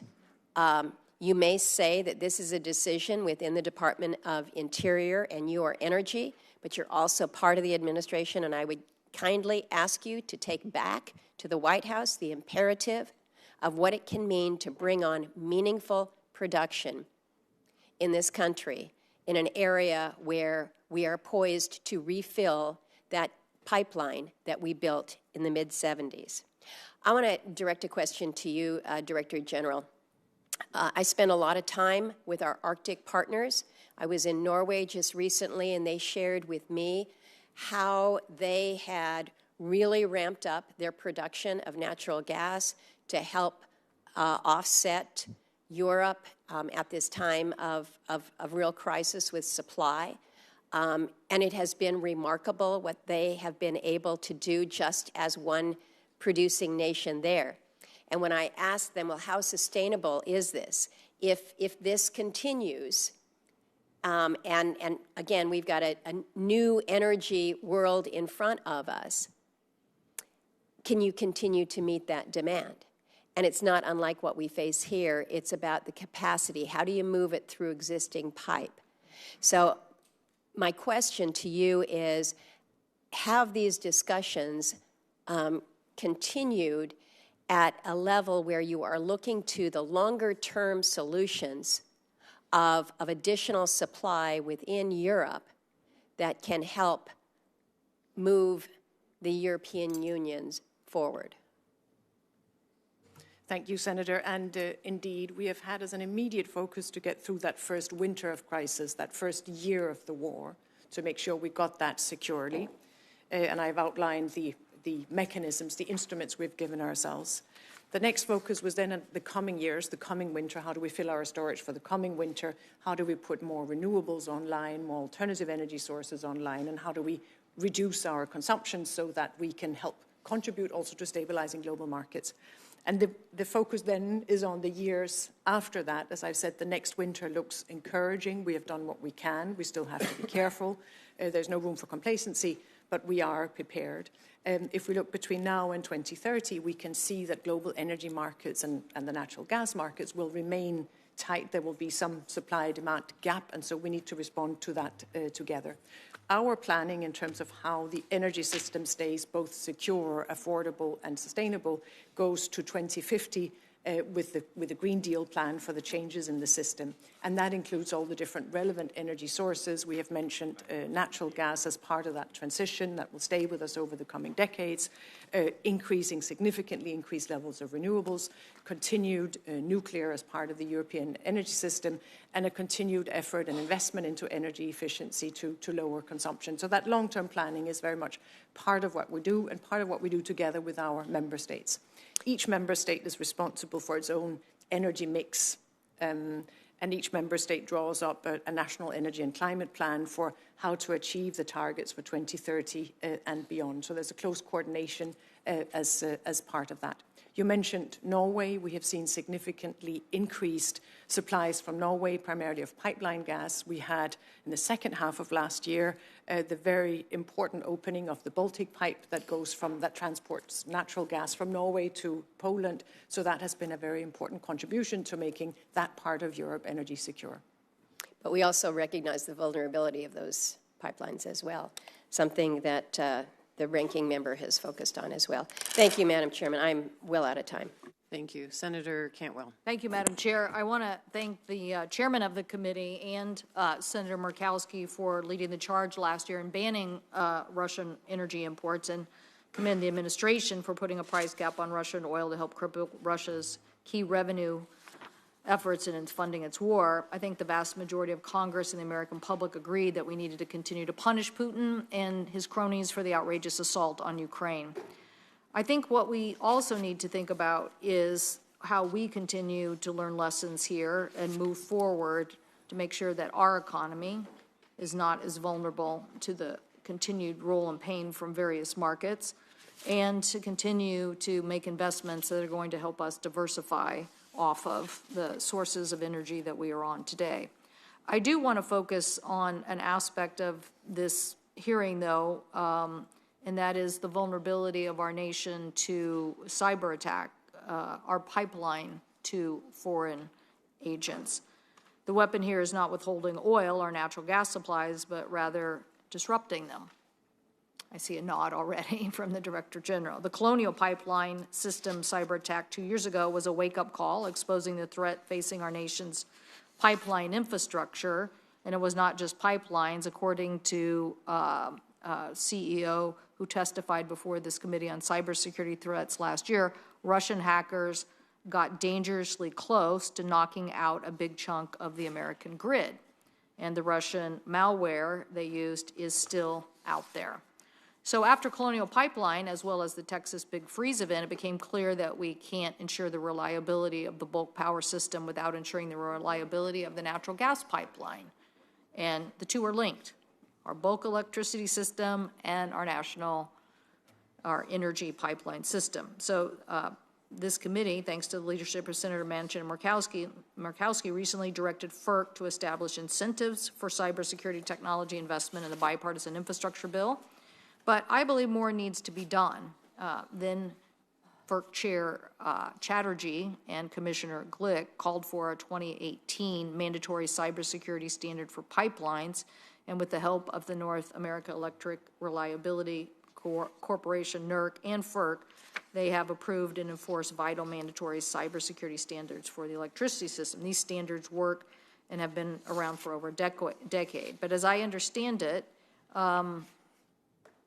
that there are no comparable mandatory comprehensive standards for nearly 3 million miles of natural gas, oil, and hazardous liquid pipelines across the United States. That's why I plan to introduce legislation that FERC has a clear role in protecting our pipelines for cybersecurity attack. So, Mr. Light, do you believe that cybersecurity threats to the natural gas pipeline, including those by foreign state actors like Russia, represent a serious threat to our national security? I do, Senator.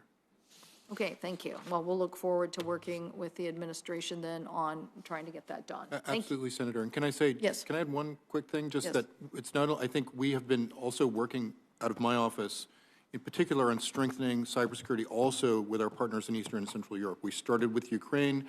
Some of the $30 million appropriation that my office got before the war started was focused on trying to clean out the Ukrainian energy system so that it could prepare for integration with the European energy system. We have our signature partnership with Eastern and Central Europe is called the Partnership for Transatlantic Energy and Climate Cooperation. Our ministerial with 24 countries, and Secretary Granholm will be in Zagreb on March 1st and 2nd.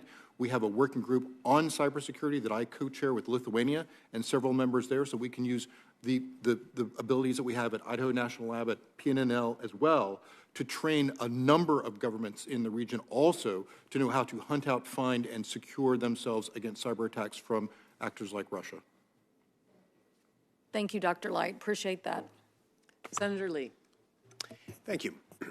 Director General Jorgensen, I'd like to start with you, if that's all right.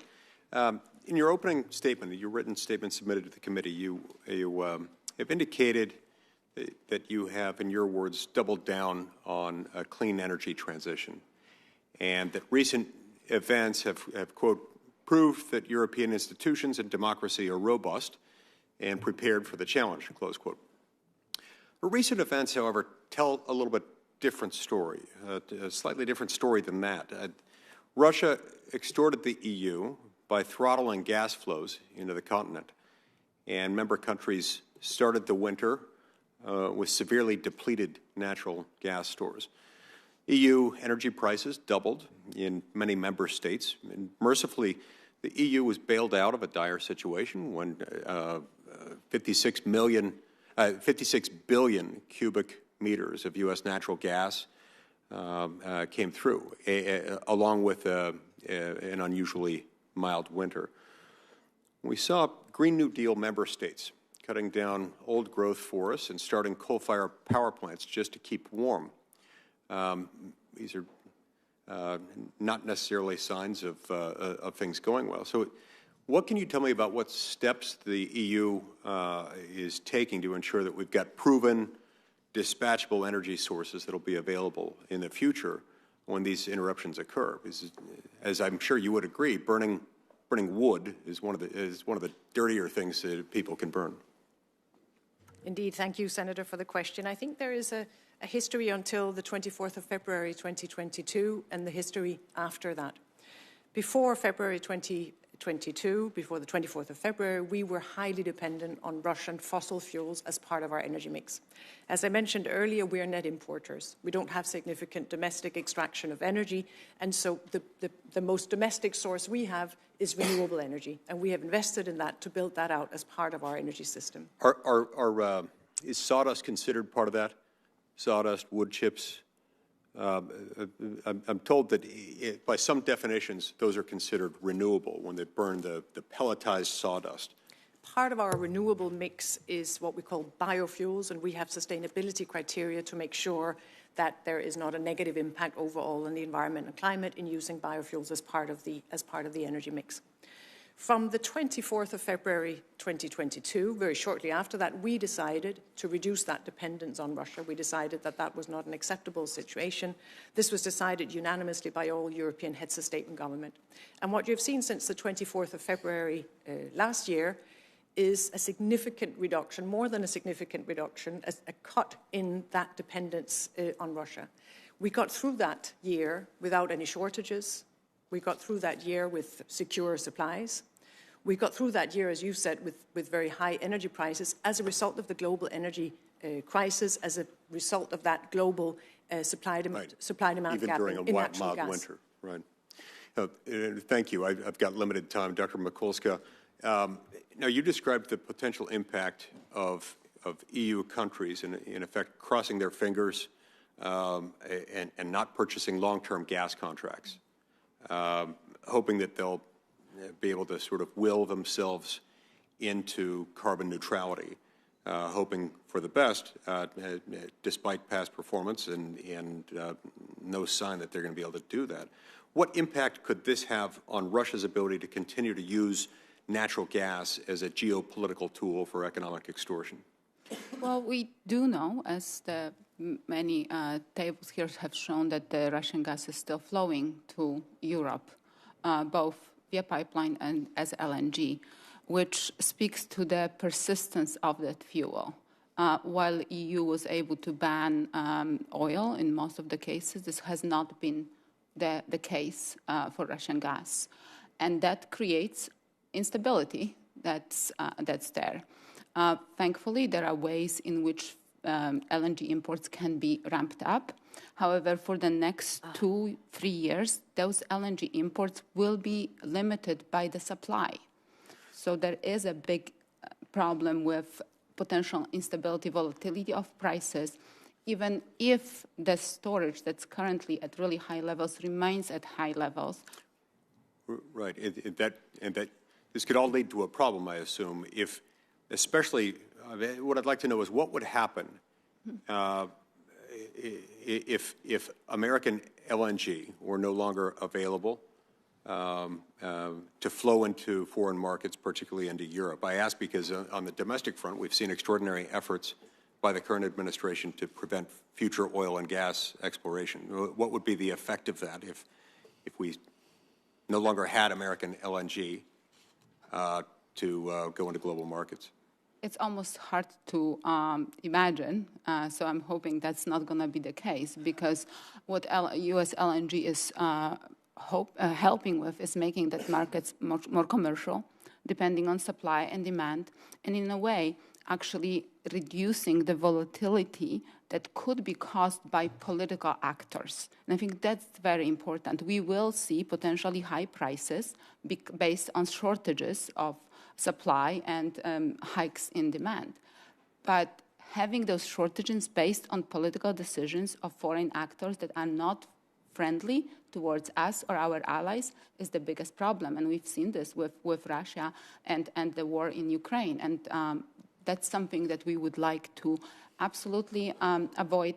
And U.S. exports of both oil and gas have provided U.S. with geopolitical power that literally checks the power of other actors, the large producers that are often authoritarian states and that do not necessarily have the best of interest for the U.S. or its allies in mind.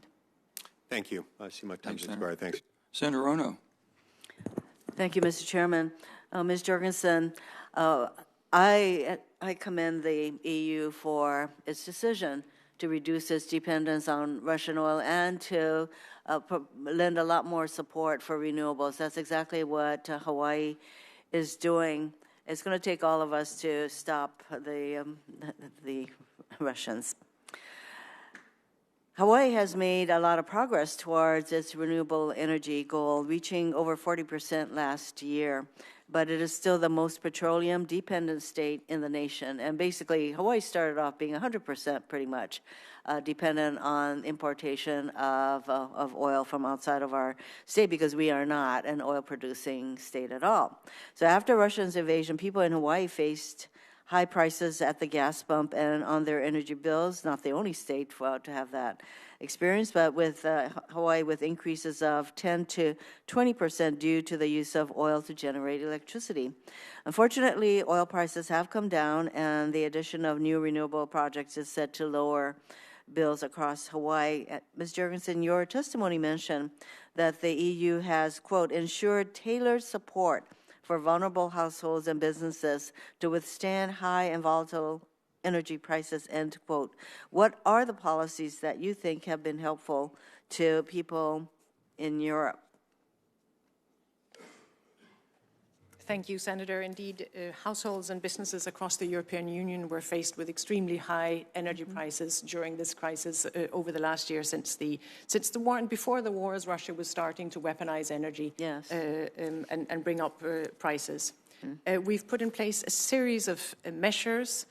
First of all, given flexibility, given room for member states to support some of their industries with the very, very high energy prices.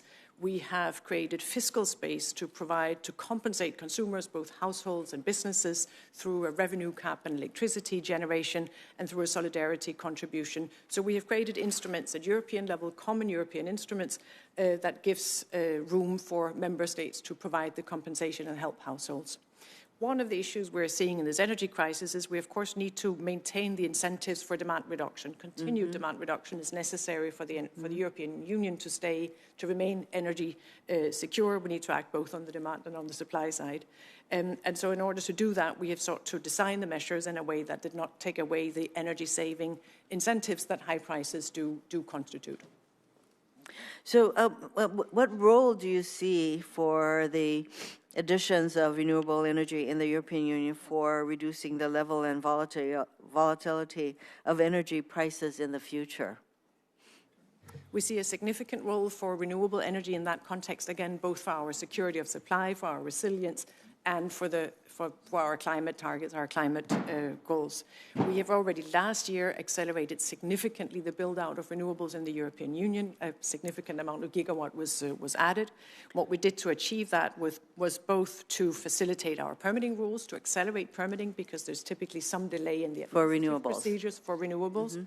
And in addition to that, we have made investment and funding available at European level to go into renewable energy.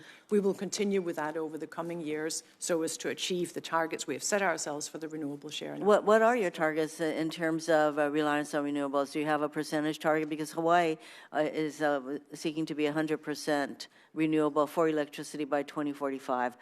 What are the EU's targets, percentage? We aim to have a 45% share of renewables in our energy mix by 2030. That's a proposal from the European Commission that's currently under discussion with our co-legislators. My best to you in achieving those targets. Thank you. Thank you, Mr. Chairman. Thank you, Senator. And now we have a returning member who just can't stay away. electric type of a commission and committee we have and the vibrant hearings that we hold. So we're happy to have you back, Senator. Thank you. Mr. Chairman, thank you for allowing me to be able to slip back in as well. So the witnesses, thank you for your ongoing work on this. I do have just a couple of questions dealing with LNG specifically and how we're getting natural gas to Europe and some of the gaps that are there. If I can talk through, Dr. Light, let me start on the permitting process for the export terminals. Obviously, we have additional export terminals that are coming online, trying to increase additional capacity. What's our timeline to be able to increase our capacity for exporting LNG to Europe and those allies that are really interested in getting replacement gas at this point? How long will it take to increase that? Thank you for the question, Senator. I need to know what particular permit you're talking Yeah, about. I'm not looking for a specific one. I'm just talking, because there's no specific company I'm trying to pursue to say, Yeah, can theirs go faster? I'm just trying to figure out how fast can we ramp up, because this is not an instantaneous thing to say, well, let's just send more natural gas to be able to substitute. We have natural gas, but it's the infrastructure to actually get it out and the terminals themselves to be able to permit, obviously to make the decision, is it in our national interest? Right. And I think that'd be my first question. Is it in America's national interest for our allies to get more access to American gas? Absolutely, yes. Okay, so then how quickly could we ramp up over the next couple of years to increase capacity going to Europe? So the department is involved in a number of internal conversations to try to streamline the process, to try to look at what's in the pipeline in terms of applications and make sure that those move forward expeditiously. There's another problem that we're facing, which is that we have permitted much more capacity than we're actually currently seeing, that we're going to have about 20 billion cubic feet per day permitted by the end of this decade. We have 29 that's already been permitted, but there's not movement to construct, right, based on those permits yet. And so that's an additional problem where we don't actually have to wait on the permitting process. It's really how do you make sure that you don't create this interminable gap and ledge where companies are not moving forward on permits that they already have, and that's something that we're looking at as well. So is the focus on getting permits to say, we'll get you a permit to be able to do this if you're actually going to do it? What's the emphasis That's there? part of the calculus there, and we'd be happy to work with your staff. It's my colleague Brad Crabtree, who runs the Office of Fossil Energy and Carbon Management, who's at the front line of that, but I've been in constant conversations with him every day about this. Well, part of the issue for them is they're always looking for long-term contracts to say, okay, Correct. if we actually spend the billions of dollars to be able to create this, are we going to be able to get the long-term contracts to be able to actually do it? That'll actually pay for it, obviously, to be able to recoup that cost on it. Is that what seems to be holding some of the companies back, is just the long-term contracting portion of it? I think there's a concern there, and that's one of the reasons that President Biden and President van der Leyen created this U.S.-EU gas task force last March to try to actually drill down into that as one of the key things in order to create investment confidence into the future. Okay, we've had sections of the Northeast United States that have actually been purchasers of Russian gas, which has always been the most ironic thing to me, that the United States is a purchaser long-term of Russian gas because we don't have the pipeline capacity to be able to get we have American gas not very far away from it, we just don't have the pipeline capability to actually get there. Where is that gas coming from now that's coming into the northern part of the United States? Because we're not buying it from Russia anymore. We're getting it from where? So this is sort of outside of my lane, but I don't know the answer to you. I'll make sure I get it to you. I believe some of that is coming up from the Gulf and getting redirected, but I don't want to swear to that here. I think that, you know, one of the important things here as we move forward on this as well is to make sure that we've got the cleanest, most competitive gas supply system in the world. Russia did not have that. Right. It was not a transition fuel that they were selling to Europe and the rest of the world. The United States wants that to be a secure, decarbonized supply. That's something you and I have talked about before, and I really see that as the future there. But I'll absolutely get you an answer back. Thank you. I appreciate that. And that is one of the issues for me is we produce energy in our exploration cleaner than anyone else in the world in the way that we do it, actually going to pursue the natural gas. And so for me, there's an incentive to say if we're going to do this as clean as possible, because we're going to need natural gas for decades and decades still in the future as we're transitioning to whatever that other fuel source will be in the day to be able to substitute for that consistent power source that natural gas is. We need to make sure it's coming from the cleanest possible production and exploration that we possibly can. That's right. And I also think investment in abatement technologies as well. I mean, this is the way that we're going to make the world secure and decarbonize and solve all the problems together with respect to energy security, diversity of supply, and attending to our climate goals as well. Okay, I appreciate that. I know I don't have a lot of time to be able to do this. Mr. Chairman, thank you for allowing me to be able to jump and ask a question, because this is a big issue, just a steady supply.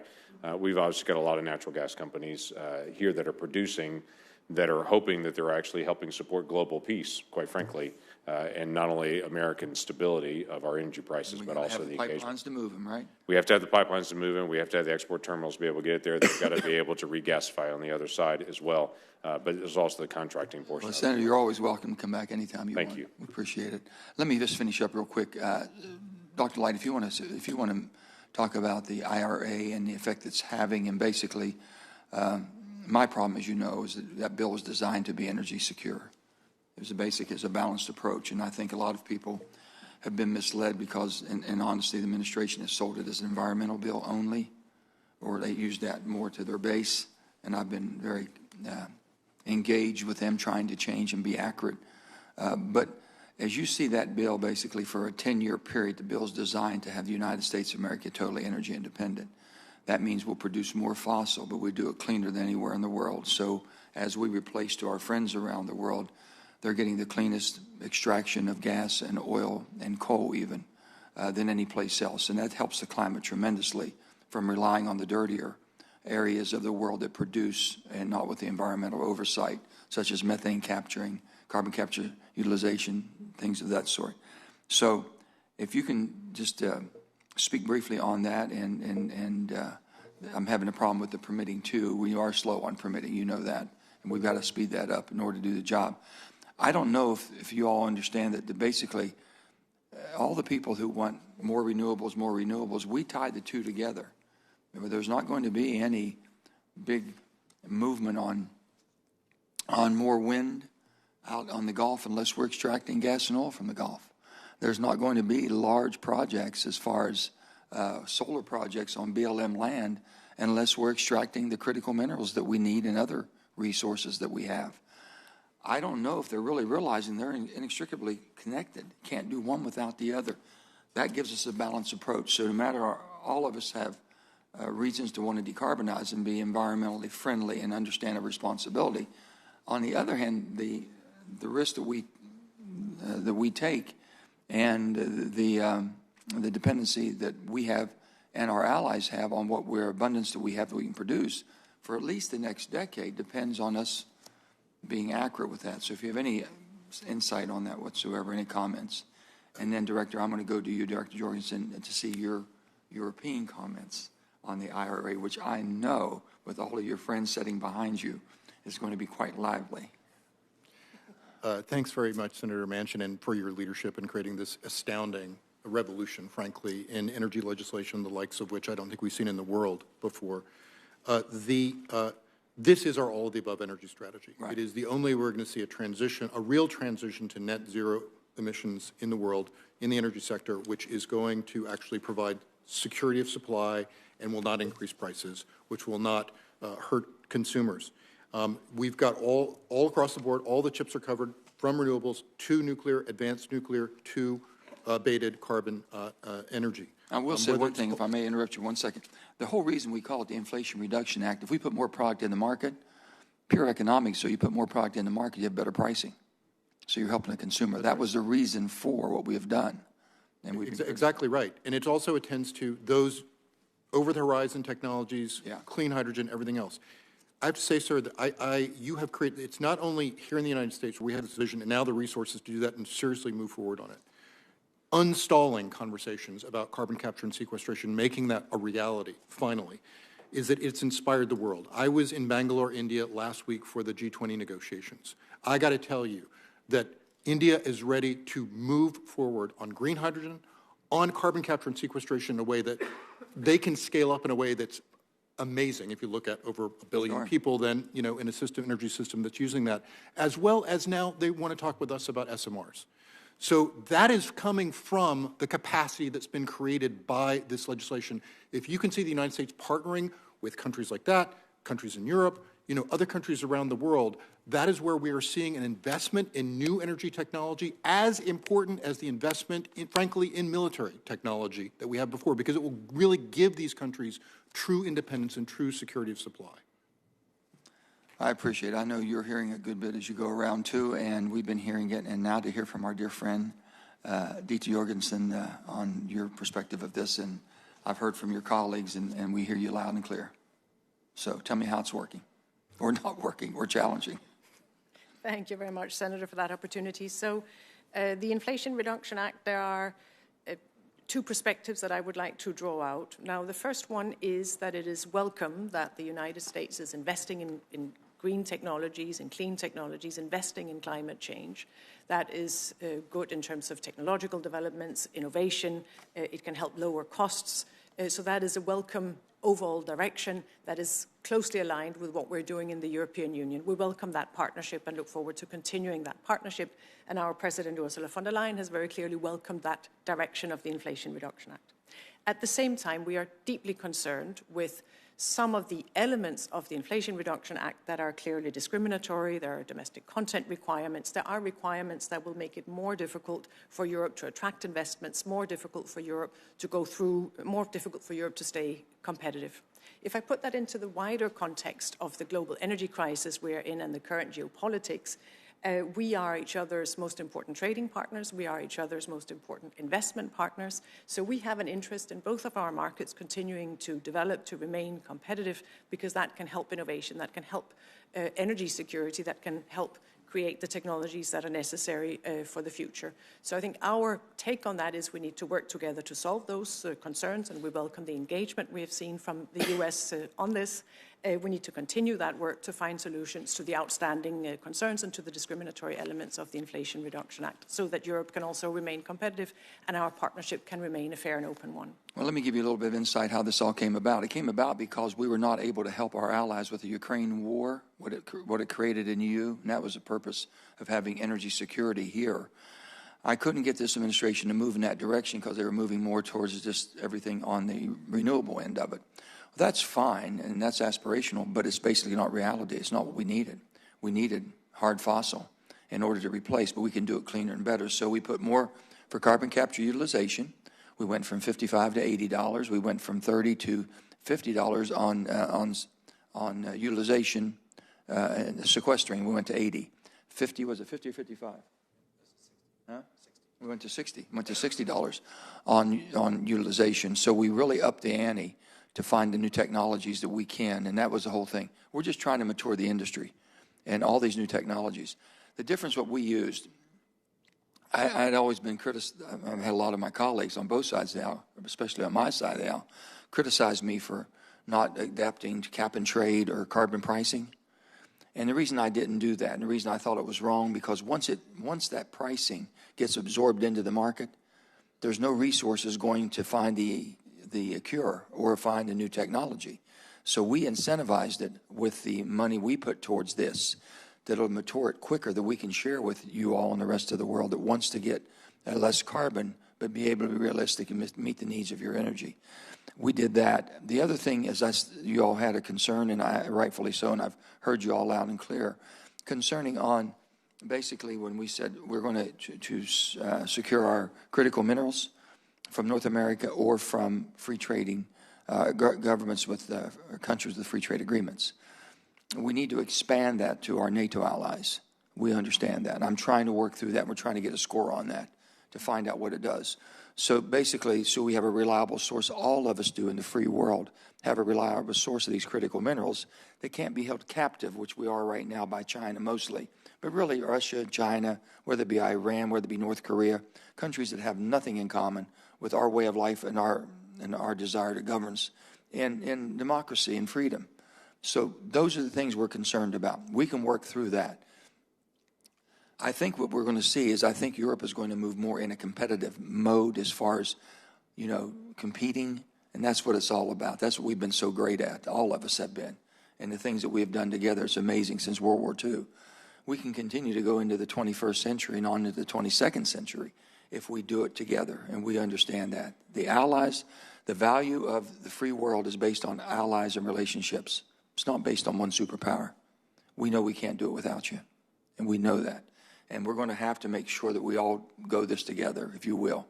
So I would hope you will look at what we have done, not in retrospect, is it harming, or was it intended to harm, especially our allies, our dearest allies. But it was basically to jumpstart the technology that's going to be needed to take us into the future. But you're still going to have, even the president said for 10 years, but I think longer than that, we're going to be depending on fossils. So can we extract and utilize natural gas and capture all of our methane so there's no vetting and no harm to the environment? Can we basically be able to develop hydrogen, which is the technology has been around forever, and now be able to do it and do it cleaner than even blue hydrogen? We got pink hydrogen, we got green hydrogen, we can do it all. And every part of the world can benefit from this technology. And then we have small modular reactors with molten salt cooling, and basically you can take those up and down like a peaking plant. That's all coming on strong. We're going to with the amount of money, because if not, they've got a 10-year window. They've never had a 10-year window in any government from the standpoint of giving you 10 years of certainty that you have this pool of money to work out of, because it's always been a couple years and then another administration or another philosophical ideology comes into play with a new administration and things change.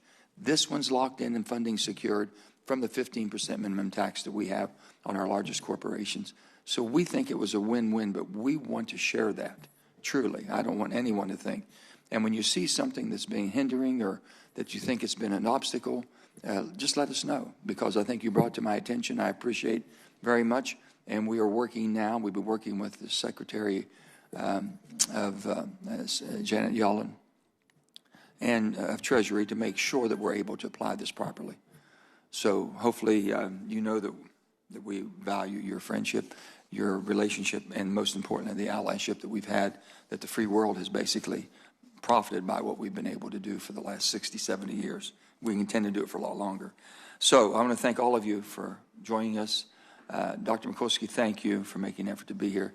And Dr. Light, as always, we appreciate having you. And we're working with you on a piece of legislation that's going to give you the ability to do more of what you can do and what you need to do to help us be stronger with our allies and our friends around the world.